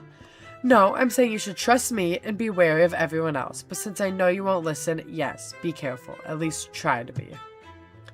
Magic may be your inheritance, Master, but secrecy is your shield. You don't know what kind of eyes might be watching or what they want. That shadowy figure? Is he talking about that shadowy figure on the roof? Was that not Florian? You're being uncharacteristically serious right now. Yes, well, even I am allowed moments of grim sincerity. Now, if you're quite done probing the depths of philosophical trust, please turn on the next episode of The Real Sources of Silverkeep. I need to see if Lady Seraphina finally hexes that two-faced necromancer or just throws another goblet. Yeah, here you go. You lift up the remote and turn on the television, and a screen lit up with images in a loud voice. Barnabas falls silent, and you took the opportunity to settle into bed. With a yawn, you glance towards the open window and the moon hanging high and bright above the treetops. As tired as you were, sleep did not come easily. Thoughts raced through your mind, and the events of the day felt more vivid than ever. Still, after some tossing and turning, you fell into a deep sleep, accompanied by the occasional gasp from Barnabas in the background. Oh, Barnabas is great. Oh, it's a rainy day. You woke up to the soft patter of rain against the window pane, gentle as a lullaby still echoing in the quiet hush of morning. With bleary eyes, you saw the world outside of your window was tinged in gray, the colors muted. The rain fell in steady sheets, and the air in your room felt cooler, calmer, like the storm had swept away yesterday. Wrapped in the warmth of your blankets, you let yourself sink a little deeper into the mattress, lulled by the rhythm of the rain and the soft creak of the old building. You would not believe this, Master. It's just preposterous. Lady Seraphina has betrayed Countess Belladonna for a third time, and this time there were public hexes thrown about as if they were common insults. You peeked out of your covers towards the TV and found Barnabas still on the couch where you left him last night. Light filtered through the rain-speckled window, and the room still held that quiet of early morning. But of course, peace could not survive Barnabas. And don't even get me started on Lord Thistlewick. He's faked his own banishment. Master banishment. Who does that? Barney, did you even sleep? I am a sentient grimoire. The fact I must explain this to you so often, however, does not surprise me, as I believe your brain never fully developed. I transcend such trivial mortal needs like sleep or hunger, but if I were capable of exhaustion, I would say I'm running solely on indignation and disbelief. You watched that show all night? Naturally, I could not possibly pause while Countess Belladonna was teetering on the brink of scandal-fueled exile. I have two options: lay in bed and listen to my book talk about an unpopular TV show, or get up and get to work. Not really a choice, is it? You rose from bed, stretching a little as you did. A glance at your phone told you it was nearly 8 a.m. The sun had risen, even if the sky remained cloudy and gray. You dressed, then got together a simple breakfast before heading downstairs. You come downstairs the staircase expecting to see Lucille. the same as every morning, standing guard near the door. But she was nowhere in sight. Instead, you noticed Winnie sitting at the front desk. Zotaku, finally! Were you waiting? Oh, wait. Not my Winnie voice, my bad. Were you waiting for me? Not really waiting, exactly. I was just getting lonely. Florian is usually here overnight, but after he ran off yesterday, he hasn't come back. Oh, crap. I'm sorry, Winnie. You know I'm just upstairs, right? You can always come hang out if you're feeling lonely. I guess. I just didn't want to make you get hurt again. What, are you still thinking about the glass thing? Don't worry about that. It was a silly accident. Then maybe we could have a sleepover sometime. I'm sure Barney would love that. Who? Oh, Zotaku, do you have a secret boyfriend hidden upstairs? Wouldn't that be exciting? Alas, no. He's a stray I picked up. A cat? That's even better than a boyfriend. I love Winnie. Winnie knows what's up. Winnie knows what's up. A cat? That's even better than a boyfriend. Winnie. Winnie, you genius. Yes, a cat is better. But you know what's even better than that? A dog. No. Oh, what the hell, we're friends, right? Yeah, of course, the bestest friends ever. He's a book. A book? He's called Barnabas. He talks and everything. Got a bit of an attitude problem, though. Winnie stared at you blankly. Like a diary? A spell book. Whoa, like magic and stuff? Apparently there's some things about, there's some things my aunt didn't tell me about. About her and myself. Typical, huh? You're a witch? Something like that. Only you and Florian know, though, so don't go telling people. My lips are sealed. This is so exciting. Can you turn me into a frog? Oh, actually, when Florian comes back, turn him into a frog.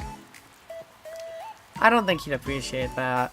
As long as you turn him back after, he can't complain, right? Come on, it's just a little prank. Unfortunately, I've only learned the spell for turning someone into a frog, not the one that turns them back. Oh, maybe it's a good thing you don't have the other one. We could get into way too much trouble. Winnie giggled. We? Well, of course, you and I can be partners in crime, just like on those detective shows. The police would never figure it out. Yeah, Winnie, I hate to break it to you, we are not turning the love interest I'm going for into a frog.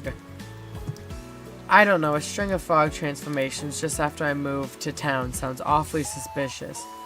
We'll need a cover, obviously. Maybe we could pin it on someone else.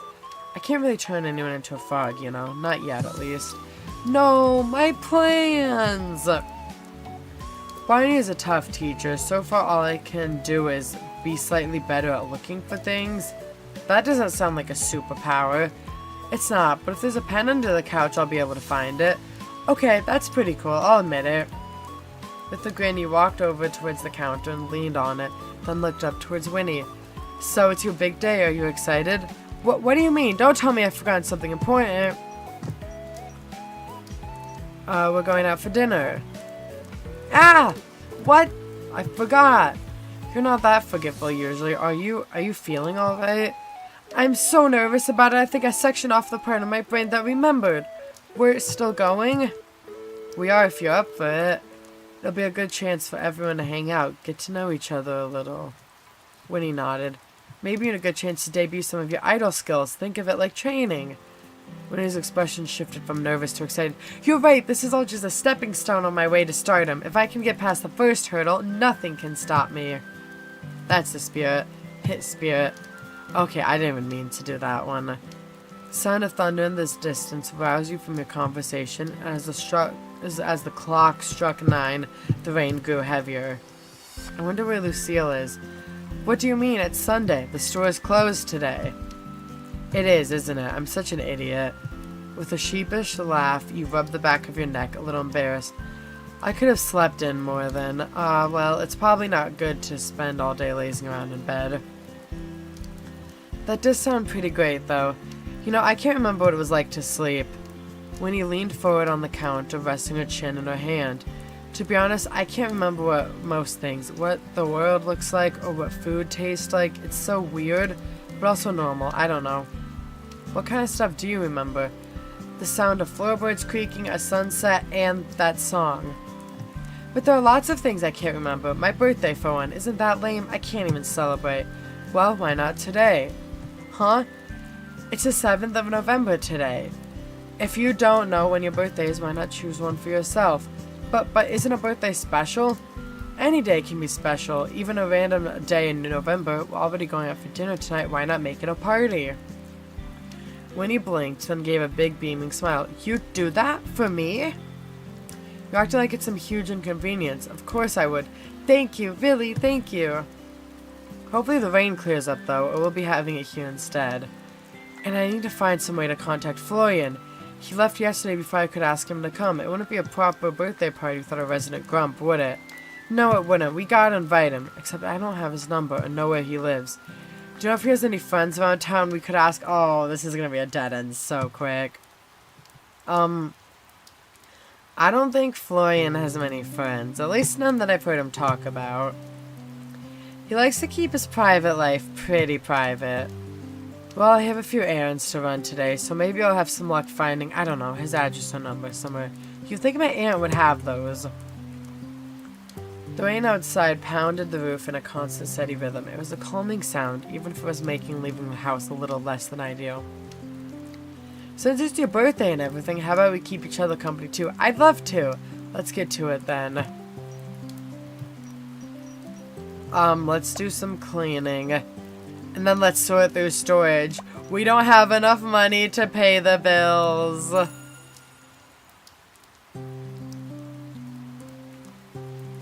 Spend a couple of hours cleaning the store. Yay, we needed that cleanliness up. I was letting it drop a bit. Attic time.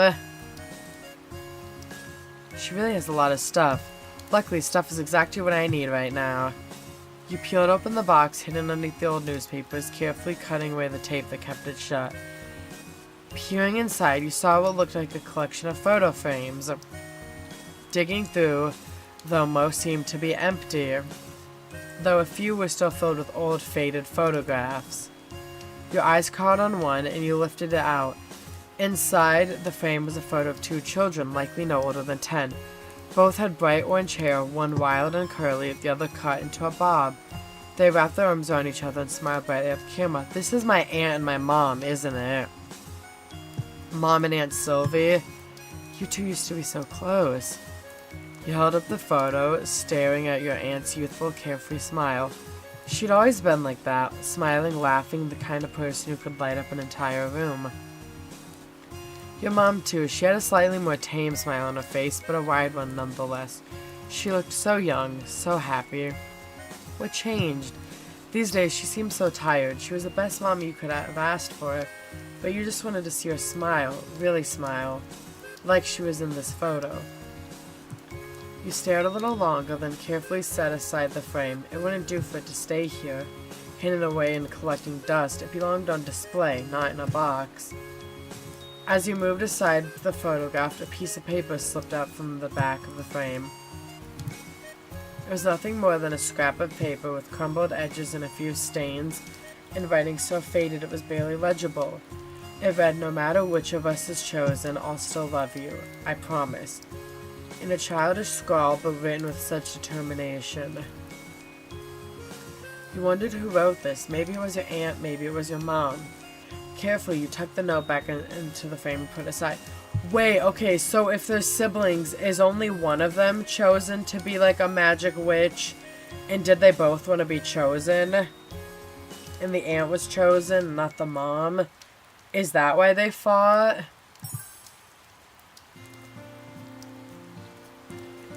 You're not level 4. Okay. With that, you turn back to the room and continue your sorting. You begin searching through your aunt's collection. Okay, a bracelet. Uncommon, quality poor, okay. But at least this is worth something.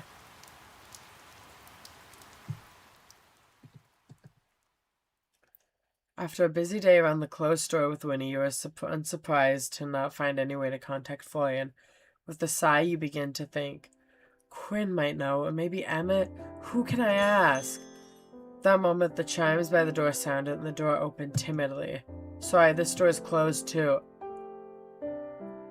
Dark hair. Florian? Florian? Florian? Standing in the doorway was a familiar short man with dark hair wearing a slightly oversized jacket with headphones around his neck. He looked towards you almost sheepishly. Florian! My baby! Can we talk? I'd say we already are. He rubbed at the back of his neck, not meeting your eyes. Yeah, I guess so. I'm, sorry for running away. He glanced towards you, but quickly away again. And sorry for what I tried to hurt you, so... God, this sucks. Apology accepted, but on one condition. Can you tell me what's going on with you? Yeah, I guess that's fair. Where's, Winnie? She's upstairs still. I'm guessing she doesn't know. No one knows except Sylvie. I had to tell someone. Look, this is new to me. I'm a vampire, I guess. I don't know. It's not like I chose this, and I hate blood. The smell, the taste, it's disgusting. I try to avoid it, but sometimes I'm not in control. I get so hungry, but all my old favorite foods just don't work anymore. So I try to keep to myself and keep people away from me. All this tiredness has been hunger then? Yeah. But you've eaten now, right? You don't look as bad. I guess so. Well, there we go. No harm done. You say that, but you're not a danger to me. I believe that. You were just going through some stuff. Florian was silent for a moment before a weak laugh escaped him. Wait. Okay. Sorry guys, I thought my model wasn't blinking for a second. I was like, wait. But no, it's not broken. God, you're a moron. Why aren't you scared? Because I like you, Florian. I don't think you'd really hurt me. You're an idiot. Oh, I'm well aware. It won't happen again. I won't let myself get into a situation where I could, so just try to keep your distance, please. I'm not going to abandon you just because you're scared. You can ask me to be careful, but don't ask me to pretend I don't care about you. I don't deserve that. Too bad. You've got it anyway. Why are you so nice to me? Why not? You're a good person, Florian. Florian stared at you blankly, a confused, almost pained expression on his face, as if the very concept was foreign to him. With a deep breath, he looked away from you, then back. Just don't expect anything from me, alright? I don't want to drag you into my BS. Then don't, but I'm going to stick around either way. Now, I've got a question for you. How does one go about inviting a vampire to a birthday party? Oh, what? I meant to ask you yesterday, but things got a little hectic. Eden invited us out for... I'm just now realizing we're going out for dinner with two people who can't eat. God, am I just that insensitive or what? You're inviting me out? Yeah, of course. I'd love for you to be there, but if you don't want to, I'll go... Oh my gosh! I wasn't expecting an actual yes, that easy. I'll go if it's fine. It's more than fine. It wouldn't have been the same without you. Where does a birthday thing come into it? Oh, we decided it's Winnie's birthday today. Is it her birthday today? Likely not, but today is as good a day as any for someone who doesn't remember their birthday. There was another knock at the door, and it slowly opened once again as Lucia walked in. They almost didn't recognize her. For the first time since meeting her, she lacked her characteristic armor and instead wore a much simpler blouse and trousers. Lucille, normal clothes? Guys, I just cracked my jaw with how loudly I gasped. I genuinely just cracked my jaw with how much I gasped. I don't know if you guys heard that or if that was just like only in my mouth, but oh my, that hurt. That hurt. Lucille looks incredible. Oh my. Her outfit's so cute. I want to steal this outfit. I want this. Guys, remind me to steal this outfit someday. This is not a simple outfit. This is adorable and amazing. Oh my gosh, I literally heard and I felt that crack though. My jaw. Literally jaw dropped at that outfit. Good afternoon, Sir Florian and Otaku. How do you fare on this fine day? How is it fine? It's been pissing it down with rain all day. And now the sun has risen and the rain has departed. It is a blessing indeed. Nice to see you, Lucille. Dude, the bi panic from this is insane. I want both of them. We gotta do a Lucille route. I have to do a Lucille route. Because they're both incredible. I love them both so much. Nice to see you, Lucille. The day's even better now that you're here. Lucille paused mid-step as if the words had taken her by surprise, then slowly her posture softened. You speak with such ease, yet your words land with great weight upon the heart. I thank you. I shall endeavor to be worthy of such sentiment. She gave a short bow, more a reflex than a necessity, but her cheeks were faintly flushed. You're gonna give her a heart attack if you keep talking like that. Should I stop? Nay, let your words fall from where they may, Zotaku. I find them uplifting. If I bring even a fraction of such joy to you as you bring to me, I am satisfied. Whoa, everyone's here!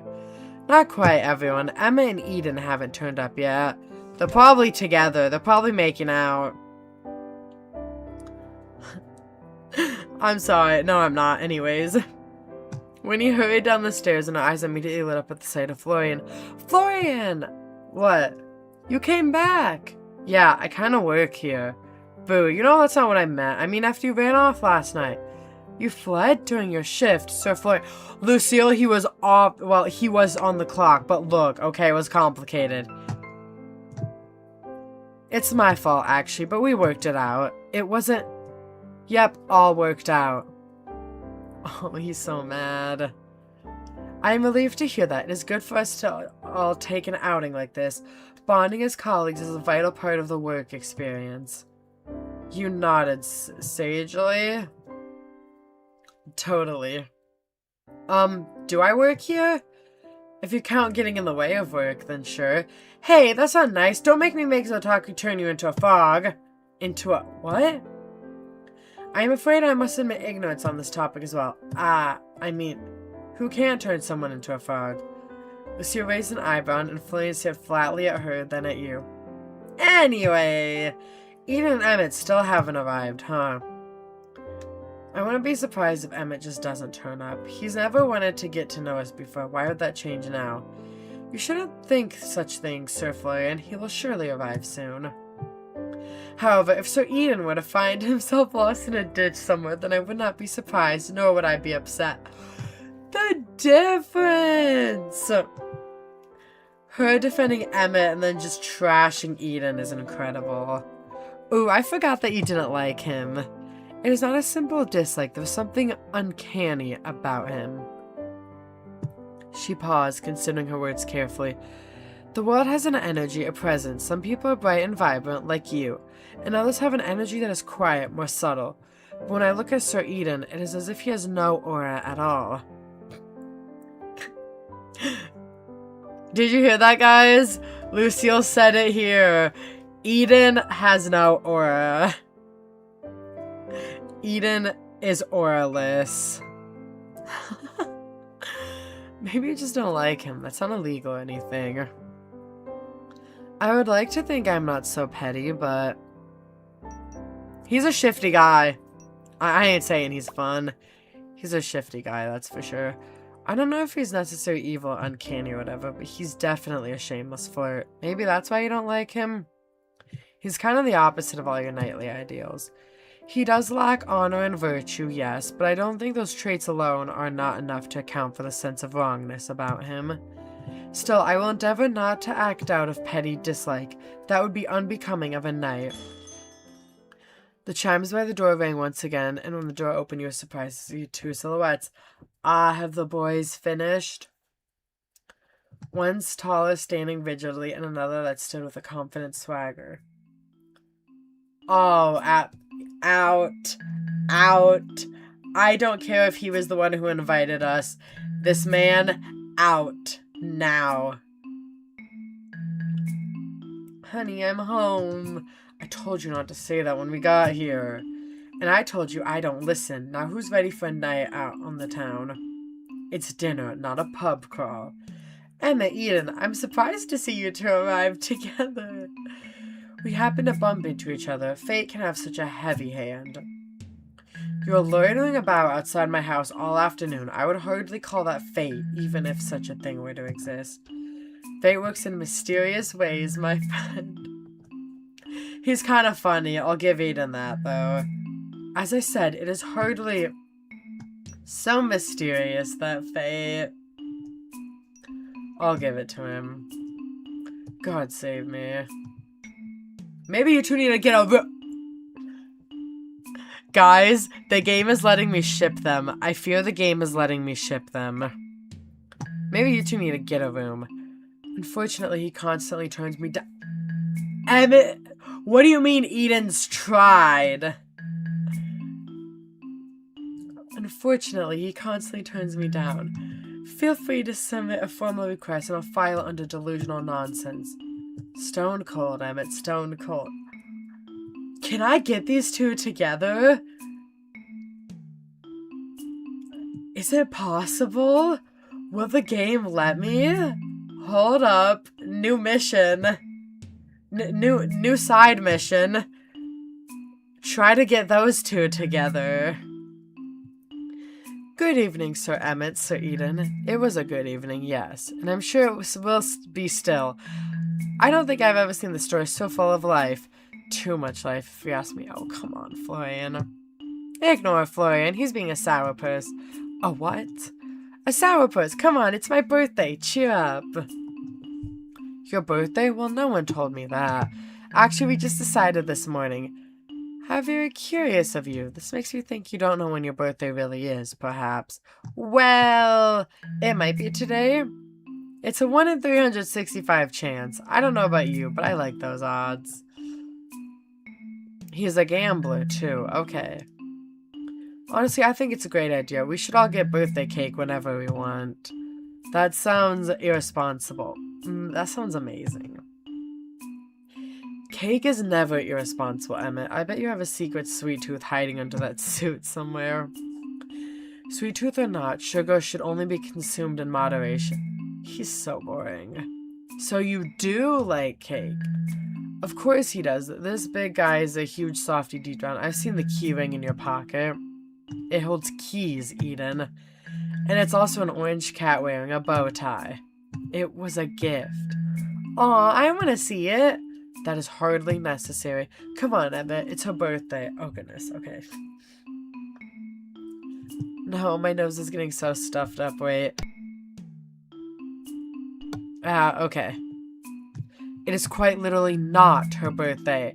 You wouldn't want to disappoint the birthday girl, would you? Emmett literally getting ignored. Fine. He reached into his pocket and pulled out his keys. Attached to them was a tiny crocheted kitten. Indeed, wearing a bow tie. Oh my god, that's so cute! It looks like... Wait, what? What? It does not. It definitely does. Look at that fluffy orange hair. A coincidence then, that's all. I just accidentally gave Emmett... I just accidentally gave Eden, Winnie's voice. That's great. Whatever helps you sleep at night, big guy. I am also trying to get these two together. New mission. I have owned this for months. It is hardly related to a person I have met in the last week. But it does look like her. Truthfully, it is a remarkable resemblance. A fascinating observation. Now, are we going out for this not birthday, or did I come all this way for nothing? We're going. Come on, I got us a reservation at the best place in town.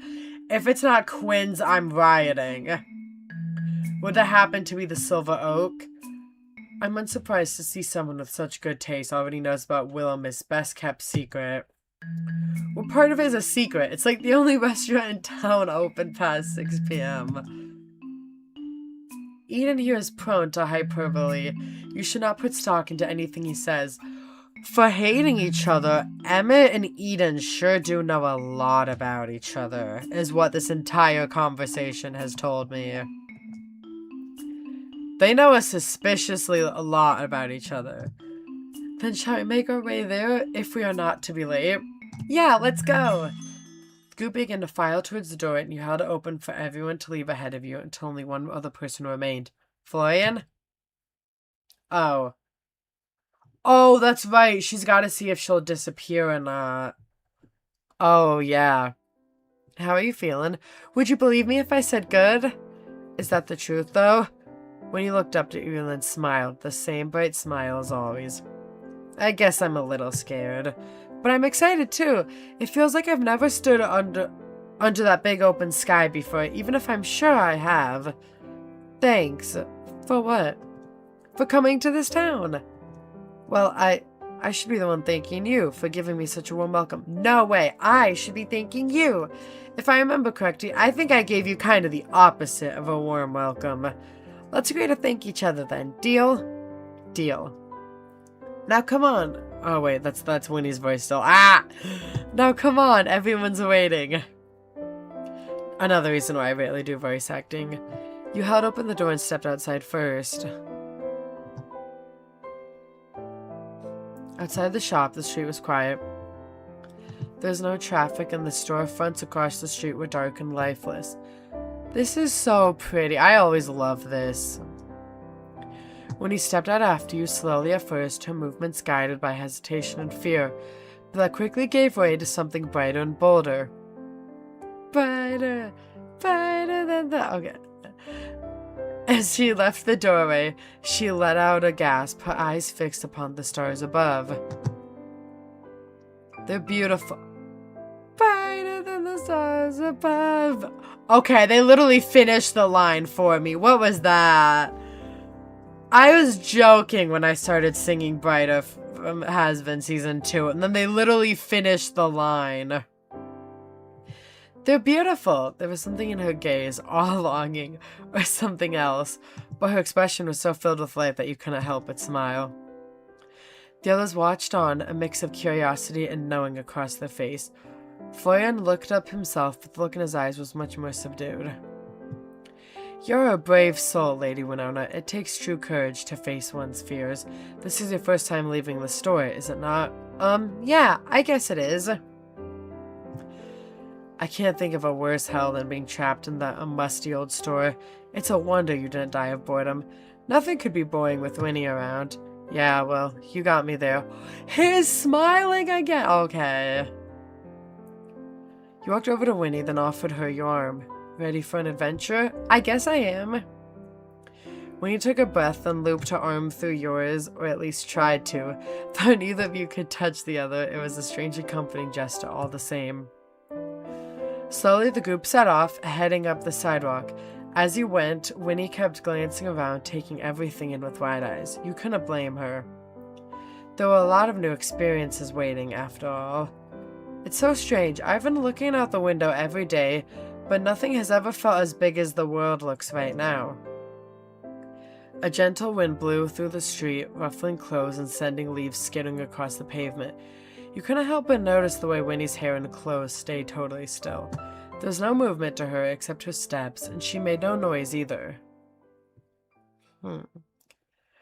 Quinn! My dearest friend, Otakus, it's truly good to see you. Hi, Quinn, how are you? 1,000 times better now that I see you here, and you've brought quite the crew with you. We're having something of a birthday cross-welcoming party tonight. How very wonderful. My friends, I will give you the finest service this humble restaurant has to offer. Guys, it's Gilmore. It's Gilmore. Thank you, Sir Quinn. We appreciate the hospitality. Lucio, you're looking positively radiant tonight, my dear. Did you do something with your hair? Wait, I still have it. Hold up. Hold up. I still have it. Come on, where is it? Where is it? It's somewhere buried. Ha! Open. It's Gilmore! I still have it. I have not deleted it yet. Okay, anyways. The image needs to be turned, but... Is Gilmore... Delete. Lucille cracked a smile at that, a little sheepish, but her eyes seemed to sparkle in the low light. Perhaps it is the lack of armor that makes me look different. I find it is more comfortable than expected. Well, either way, it is a pleasure to have you once again. Please allow me to see you to a table. The group followed Quinn farther into the open-air dining area, which was beginning to fill up with customers at this time of night. It was fortunate that Eden had thought ahead and reserved a table. Your group of 6 sat down, and Quinn left you menus and took drink orders. Oh, we have 2 people who cannot eat.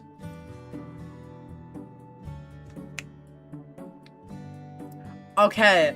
Are we seeing this right here? Guys, are we seeing this? No. Pause. Are we seeing this? Are we seeing this? Are we seeing this? Yeah,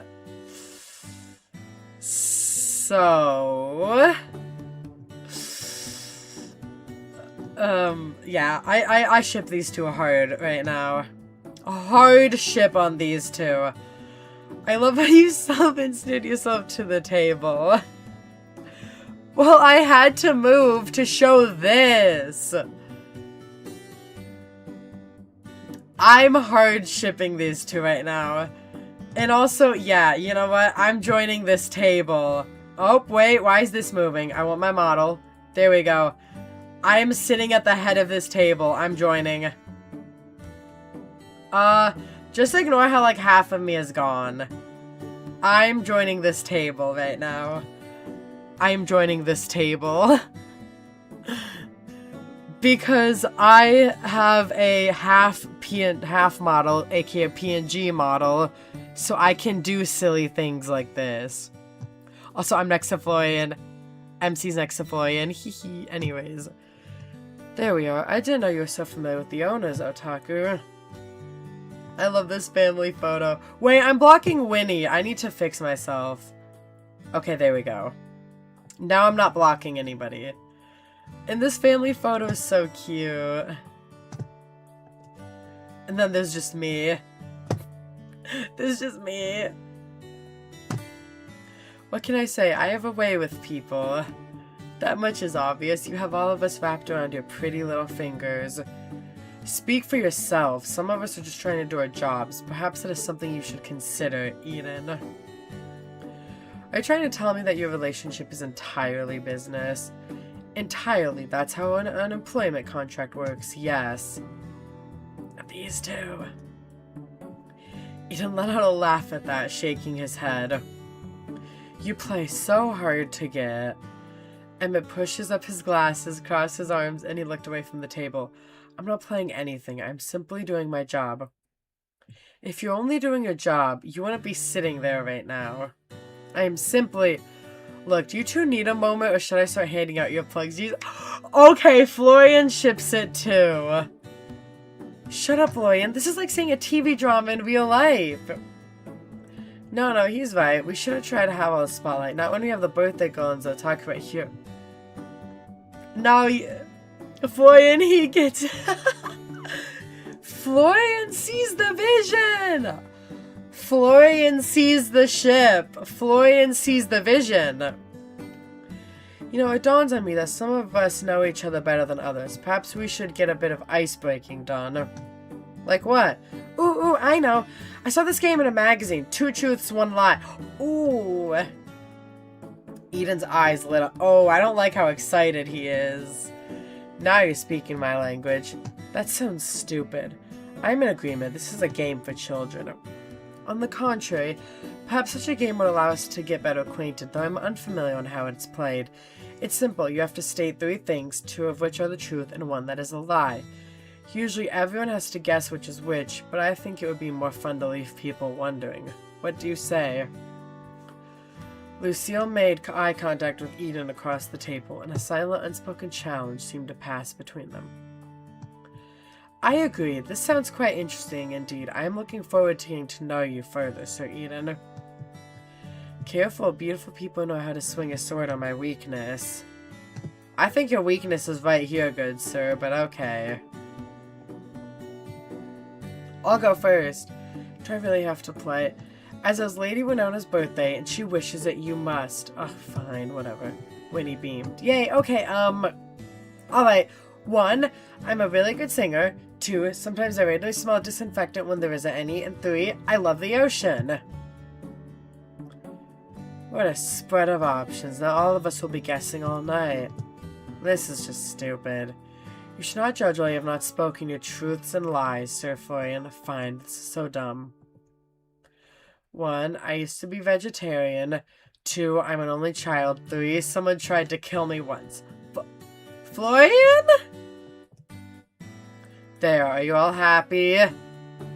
I know I am, well, kinda. As long as someone really didn't try to kill you. Who knows? He just shrugged at that. Seems we're all learning more about you by the moment, Sir Florian. Florian? Yeah, can we not skip past that? Can we go back to that one?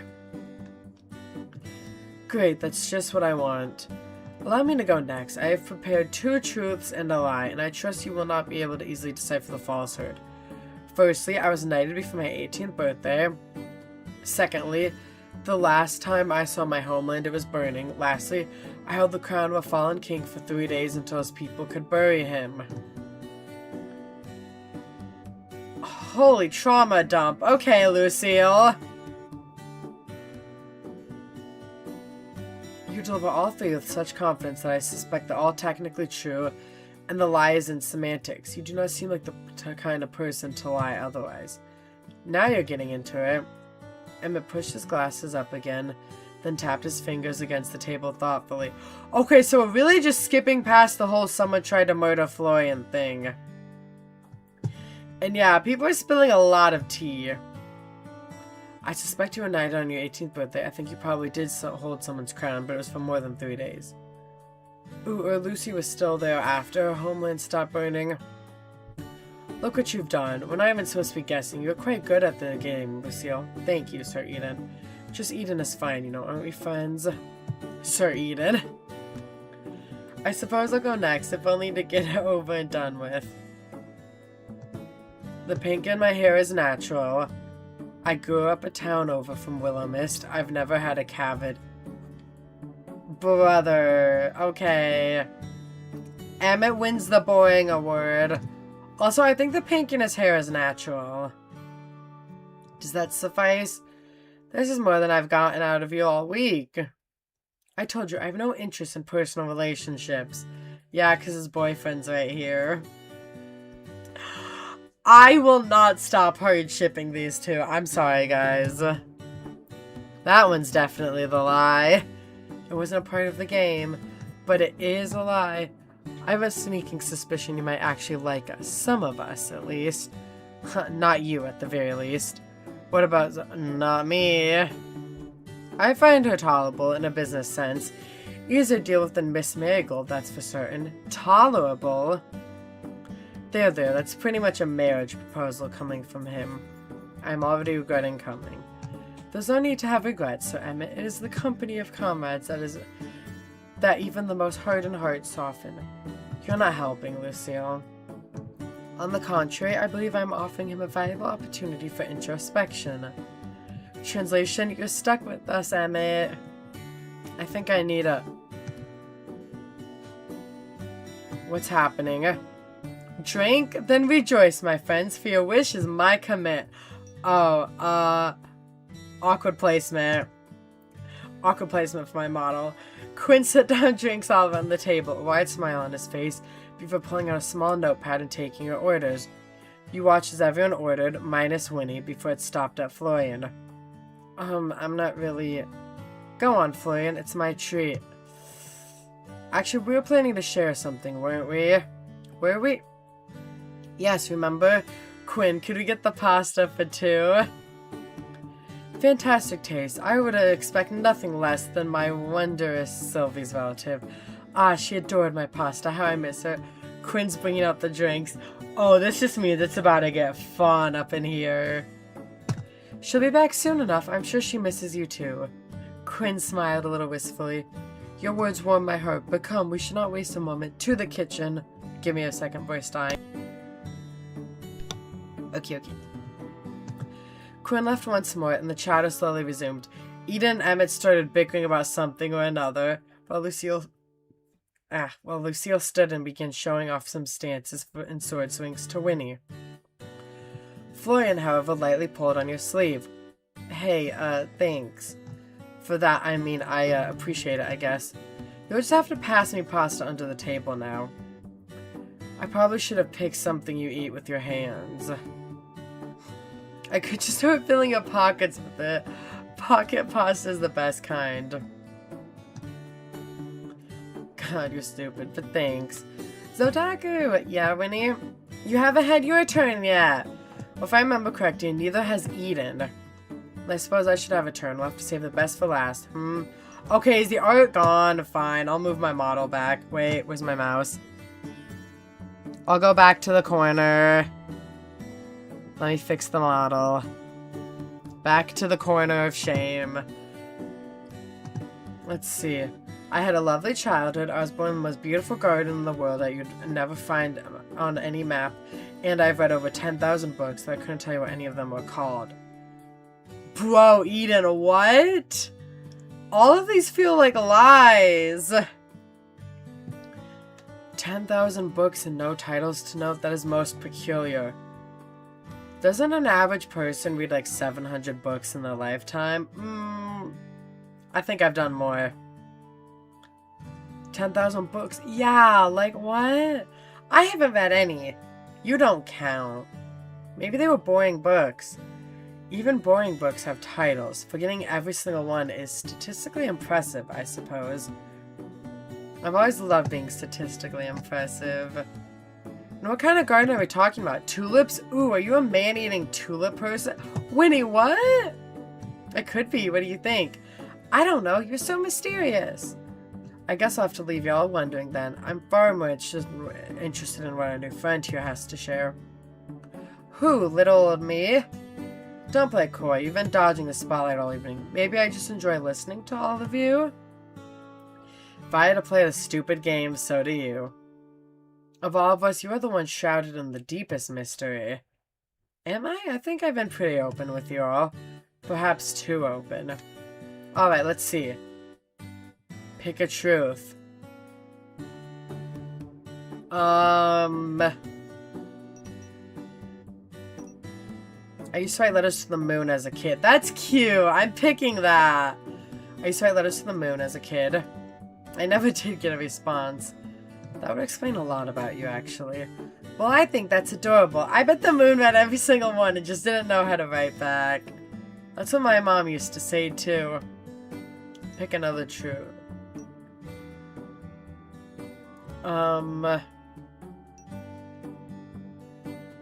I name every mug I own. Wait! Guys!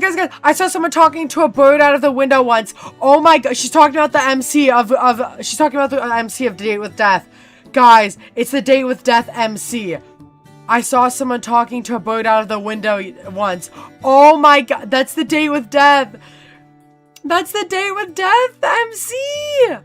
Wait! Sorry guys, that just clicked. I saw someone talking to a bird out of the window once.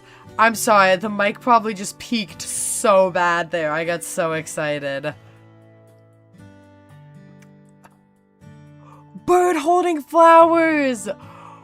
Yeah! It was Casper! It was Casper!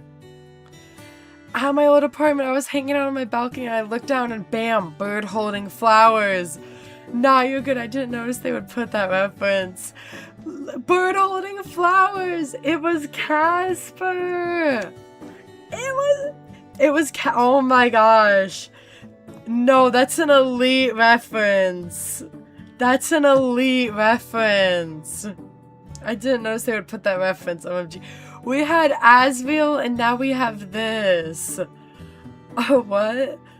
But it looked like a crow or something with all of these sunflowers!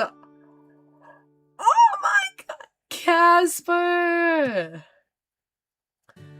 A bird, it looked like a crow or something. It had all these sunflowers. You know, you're meant to make the lies convincing, yes? This one is actually the truth. My neighbor even took the flowers. Uh-huh. Pick a lie. Actually, I passed my driving test first time. I want to say this one. I want to watch them all freak out when I say I once got engaged by accident. I want to watch all the boys freak. I once got engaged by accident. What? It's true. I thought it was a joke. Apparently it wasn't.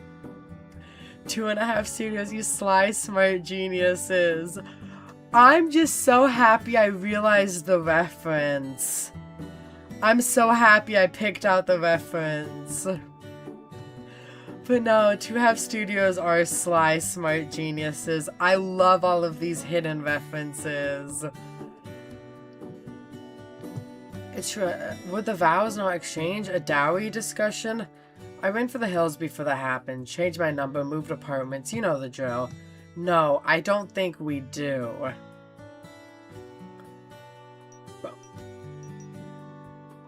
Bon appetit. I hope you're all hungry. Quinn placed a large bowl of pasta between you and Florian, and everyone else's dishes in front of them. The smell made your stomach growl. You're really starting to miss proper food with all the snacks and sandwiches you were living off of. Thanks, Quinn. It smells amazing. It's my pleasure. Please eat to your heart's content. Oh, I wanted to tell you. My aunt sent me a letter. Ah, the apple of my eye. Muse to my culinary creativity. Light of my life. How is she? She's doing good, I think. She said to say she thinks of you often. She did? Quinn paused just for a second, long enough for you to catch the flicker of something soft in his expression, like the sun breaking through a cloud.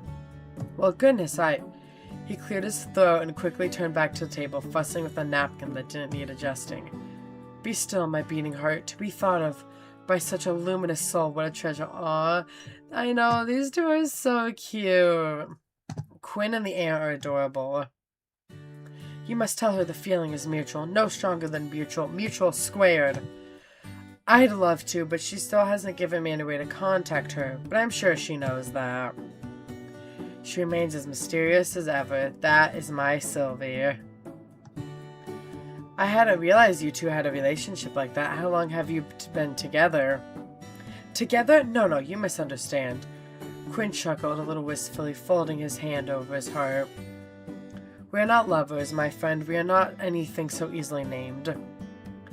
Sylvie is the kind of woman whose presence alone is enough to change a man. I have loved her in my own way for years, and if all I am permitted is a place in her story, no matter how small, then I consider myself blessed. So you wouldn't want anything more? What if she wanted more?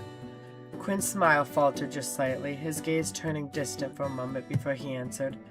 Then it would be the greatest honor of my life. He needs to end up with Aunt Sylvie.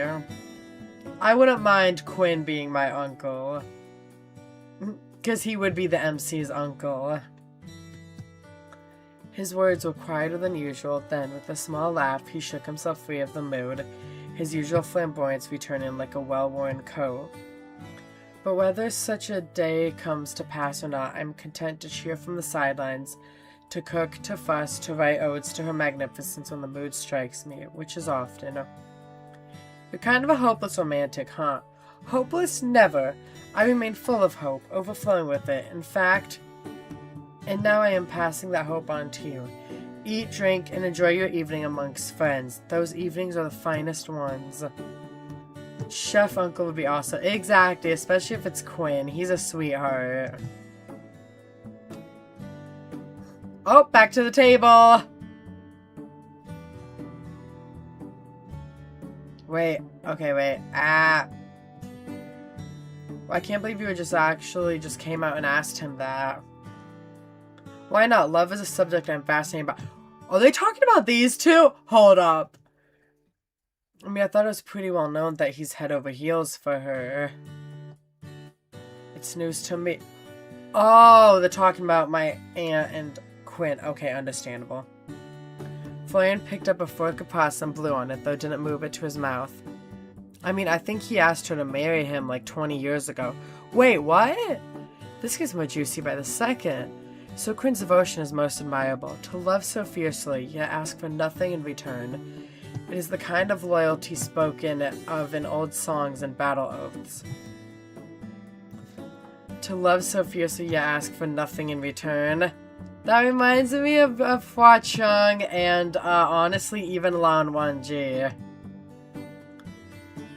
Because Wanji was literally just content to just silently love, Wanji was content to just silently love Rujian for his entire life.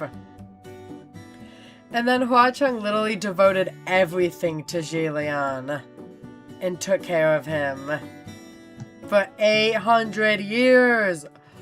Those two are crazy. Lucille sat straight, her hands resting in the lap as she gazed toward Quinn, who was already laughing at another table and setting down drinks. In my homeland, we were taught that devotion is not measured by its reward, but by its endurance. To love without expectation is the purest form of loyalty. We speak vows not to be returned, but to be upheld. If one's heart is true, it does not waver, even in silence. You're gonna make me... oh, voice dying.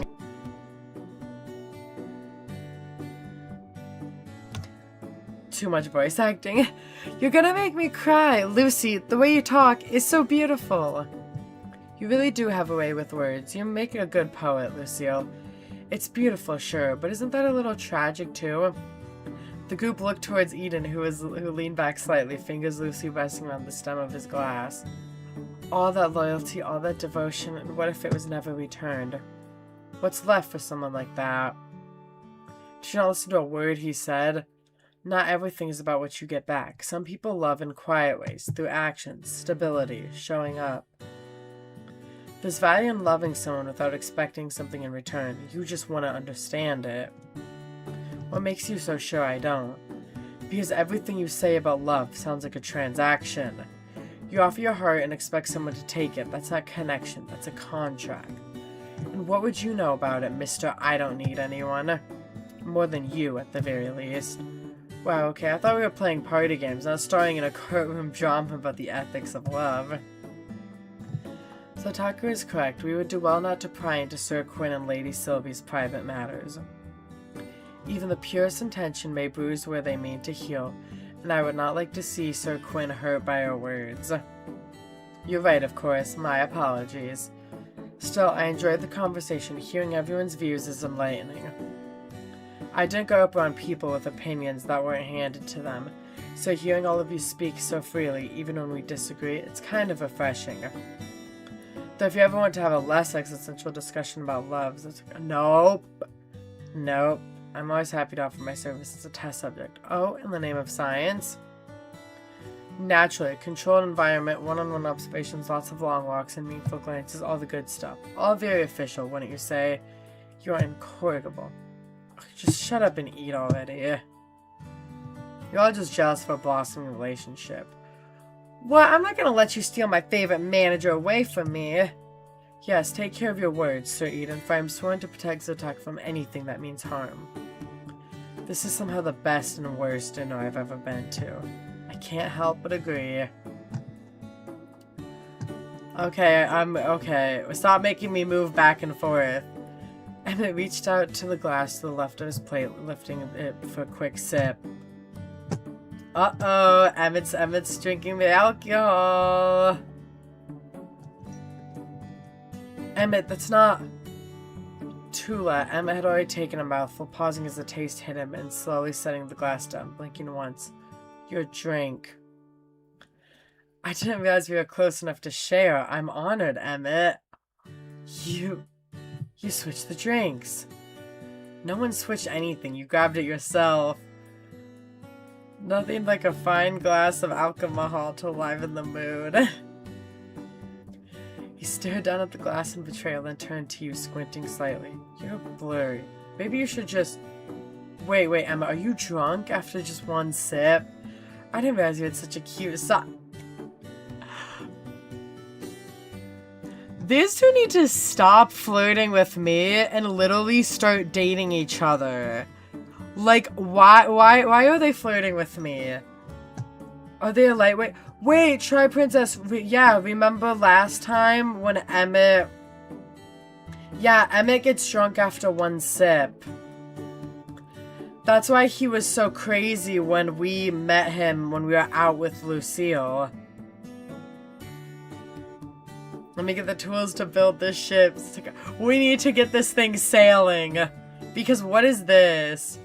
Oh, gee, that's right. I forgot. Yeah. Also, what is this? Like, we need to get this thing sailing. Shut up, Eden. You talk too much and no one likes you. So you're an honest drunk. You've gained a new charm point in my eyes. Please stop speaking to me. And you, why are you sitting there? He looked towards you now, elbow on the face. Elbow on the table, face resting in his hand. Why am I sitting here? To eat dinner? That's what you usually do at a restaurant, I think. Why aren't you sitting here? No! Do you run to sit next to me or something? Oh man, if I could eat popcorn, I would so be eating right now.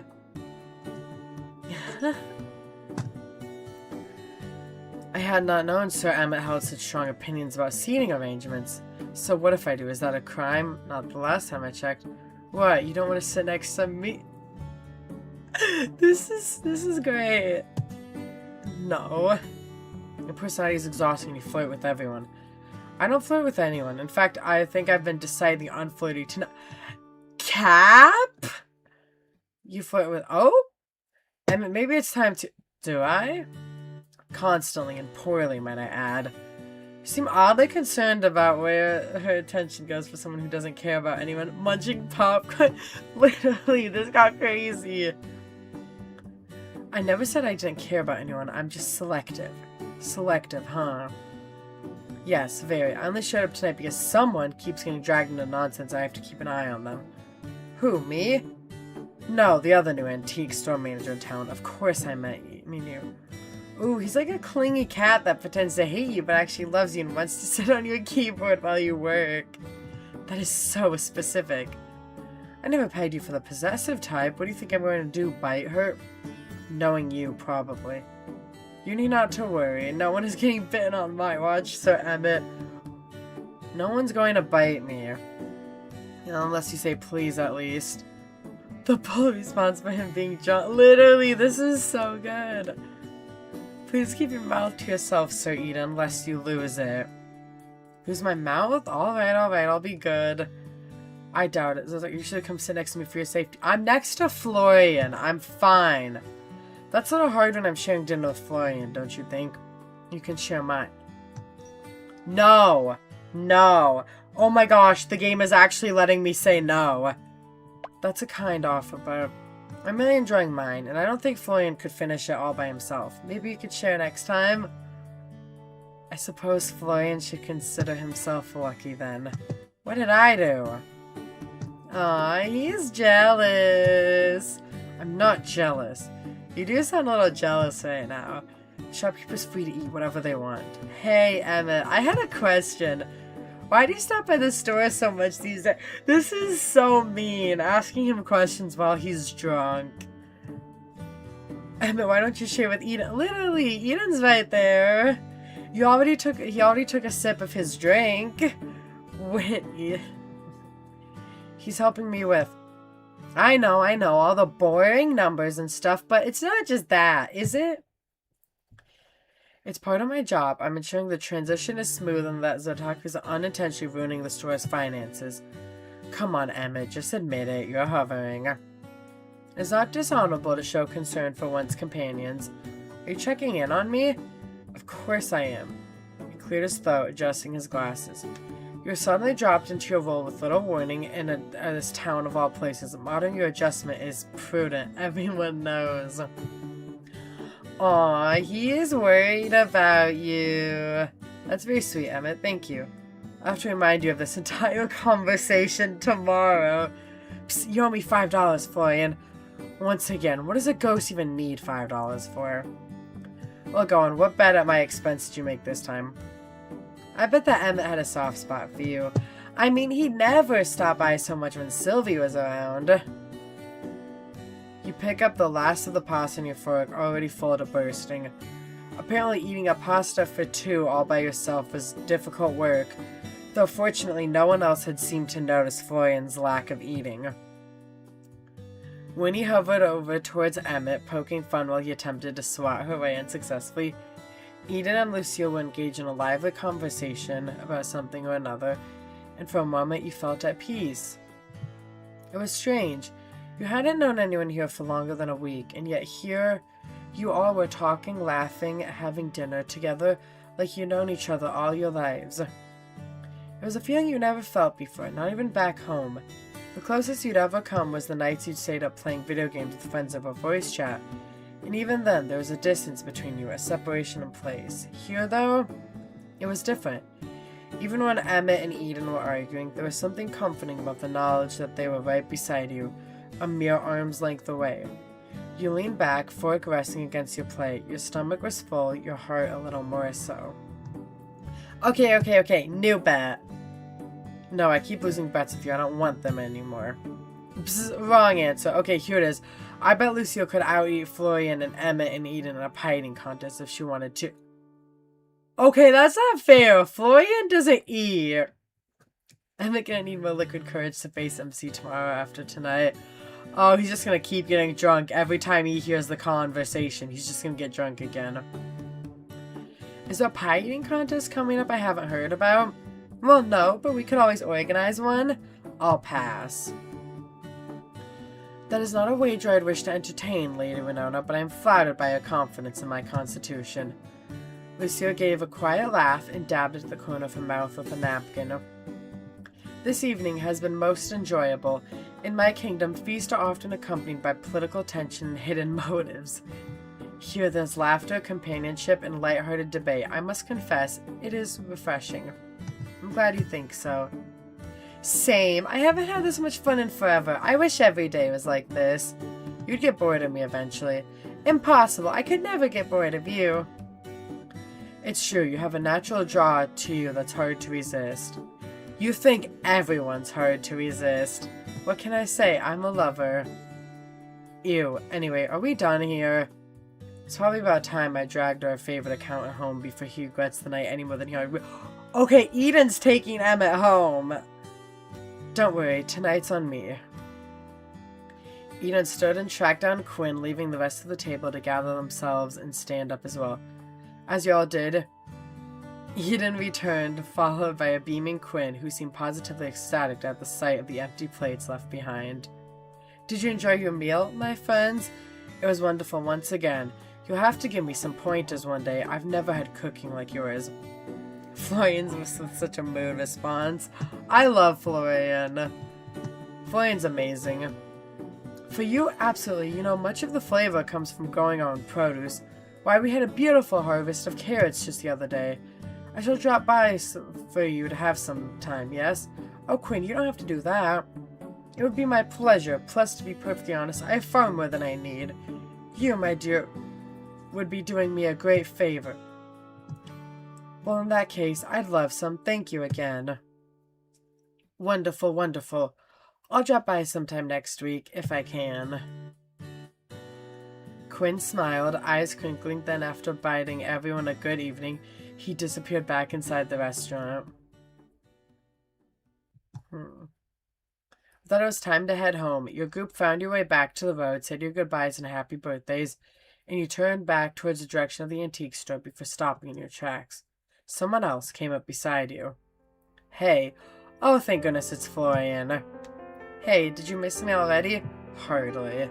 Look, how many times do I have to say thank you today? I'm gonna complain about it one more time. Okay, fun fact, Florian. Earnest thanks should be given thrice. Are you that desperate for validation? It helps boost my ego. Thanks for earlier for not just kicking me out for the pasta. The pasta was entirely selfish of me. I was just really hungry. That's so real.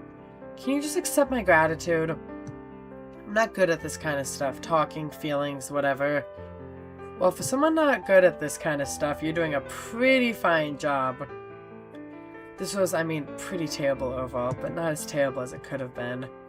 That sounds like high praise coming from you. Is my company so bad? No. I mean, it's whatever. Okay, Florian. God, what am I trying to say? Look, I don't really do this whole people thing, but I didn't hate this. Hate being with you or, with everyone else. For the first time in a long time, I felt like a normal person. Aww. Normal's nice, but I'm here for you. Whether you're feeling normal or strange or like you want to bite me, you shouldn't say that so casually. I'll get the wrong idea. Just admit you like hanging out as a talking Florian. Literally! This is cute though. I love this. What? That I wouldn't mind? You're insane. Maybe, but you're still talking to me, so what does that make you? Even worse, probably. Just what I need. Another problem. I'd say we make a pretty good match, really. Don't say things like that. Why not? Because I'll start to believe you.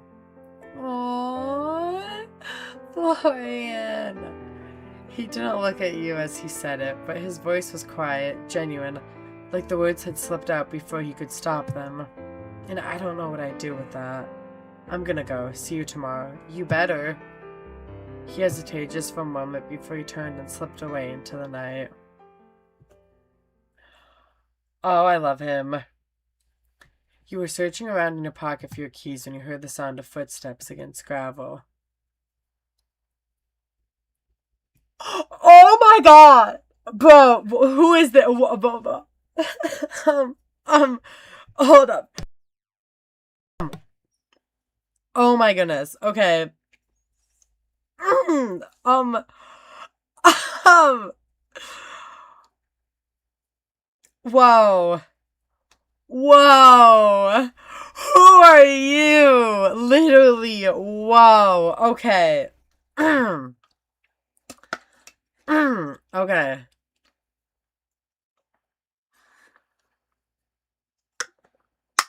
Hello? Hello? Working late? The keys dropped out of your hand and fell to the ground as your eyes peered through the darkness to notice someone leaning against the wall a few feet away from you. His red hair was framed with black tips and his eyes were dark, his expression unreadable under the night sky. Hidden behind his hair was a black tattoo wrapping itself around his throat. My bad, didn't mean to startle you. A place like this, thought it'd be closed by now. I can't say I know many stores open this time of night around here. Is there something I can help you with? Maybe, maybe not. I suppose we'll work it out together, eh? This your place? Kind of. I'm just looking after it. It belongs to my aunt, actually. Sylvie Marigold, right? She's pretty famous around here. That's an impressive family tree if I've ever seen one. Oh my goodness. You know her then? He tilted his head, eyes narrowing slightly. In passing. It's hard not to, really. She collects attention in a town like this. I hadn't heard she was leaving town. Well, I guess she doesn't owe anyone an explanation. She'll be back soon enough, anyway. No, I suppose she doesn't. It makes me curious, though. Leaving so suddenly does feel a lot like running, don't you think? Maybe she just needed a holiday. Maybe. Either way, you're not what I expected to find. What were you expecting? Hard to say. But I imagine we'll both find out soon enough. Then he smiled. You couldn't tell if it was cold or warm. Oh. Well, don't let me keep you. He stepped aside, gesturing toward the door. Wouldn't want to be the reason you missed curfew. As you bent down to pick up your keys, you felt his eyes on you. Not necessarily threatening, but there nonetheless. Just so you know, I happen to know someone who's very curious about you. Yeah? Should I be flattered or concerned? Maybe both. I'm sure we'll be seeing each other around, Otaku Marigold. He turns, hands in pockets, already walking away. Hey, what's your name? Kale. Don't forget it, alright? You hurried inside and locked the door behind you. Okay.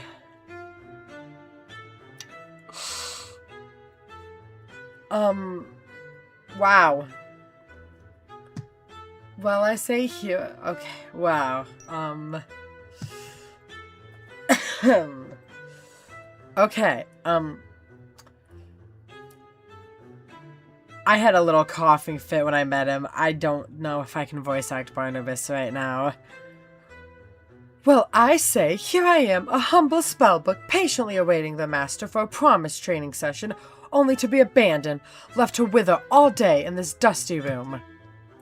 I'm not surprised, master, just disappointed. Barney! Listen, our lesson might need to be put on hold just a little longer. I bumped into someone outside. I suggest watching where you're going then, master. It takes no magical prowess, so you should be able to manage that much, I assure you. He knew my name, my aunt's too. Said he was just curious, but something fell off. Did he reek of sulfur? Speak in cryptic riddles? Glow ominously? I do hope he wasn't glowing, master. Strangers who glow are never up to anything good. What? No, nothing like that. He just had red and black hair. Dressed kind of cool, I suppose. Black tattoo on his neck. He said his name was Kale. Kale, you say? Yeah, does that mean something to you? Kale, a tattoo on his neck. Stars above. Where have I heard that name before? He cleared his throat very deliberately. Well, I would never jump to conclusions without proper research. That would be terrible and unprofessional of me. However, I may need to consult my appendix of suspicious persons, error entities, and known troublemakers. It's a rather long list, you understand. Well, thank you for that, I think. Of course, it is my pleasure, master. It seems our lesson will once again be put on hold. Please do try not to suddenly combust or otherwise harm yourself in the meantime. I would hate to be placed back on a shelf waiting for my next terrible spellcaster to come my way. I'll do my best not to combust. That is bare minimum effort, master, but I suppose I'll take it. You smile faintly and move to replace your day clothes with your pajamas. The quiet of the apartment settling around you like a familiar quilt. Barnabas shifted lazily to your desk, muttering something about cross-referencing character flaws. You decided it was best to leave him be. Of what you knew of him, he sometimes needed to mutter strangely to himself. You turned towards your window, your reflection soft against the darkened glass. Outside the town of Willowmist slept, quiet, calm, and just a little strange. And tomorrow you'd open the shop again, maybe learn a spell, maybe meet someone new. But tonight, for now, you are home.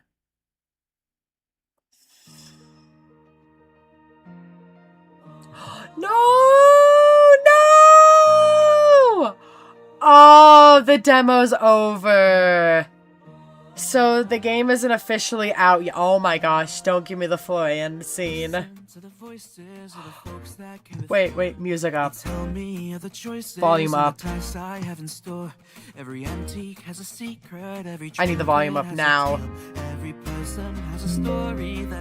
No, it's over.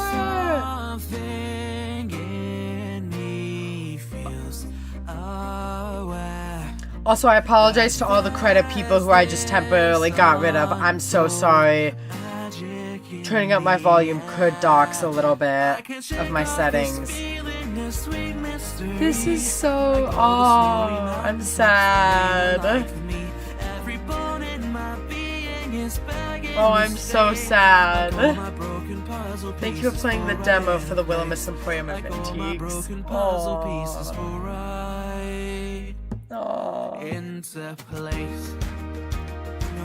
hope you enjoyed the first week of the game. Please consider wishlisting the game on Steam if you haven't. Ooh. Aww. Are we back? Are we back? Are we back? Are we back? Guys, are we back?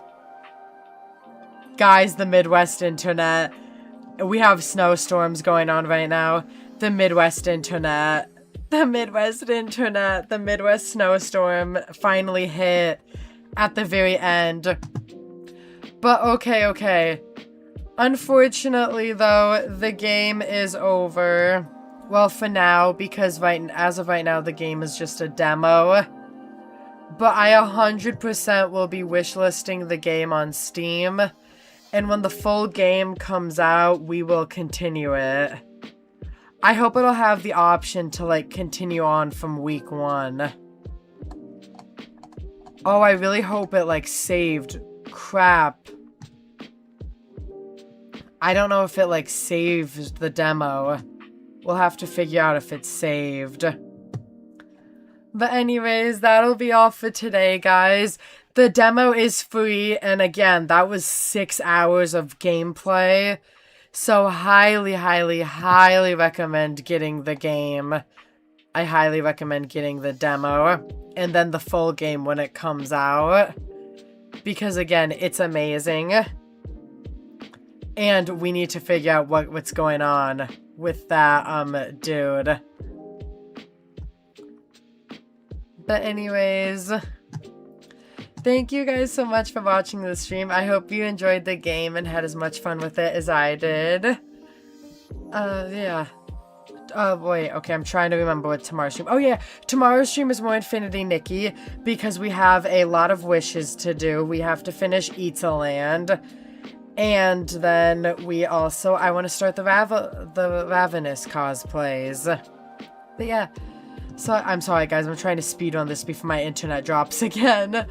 But anyways, I hope you guys enjoyed the stream. Thank you all so much for watching, and I will see you tomorrow for Infinity Nikki. So yeah, bye Otakus, love you all, bye!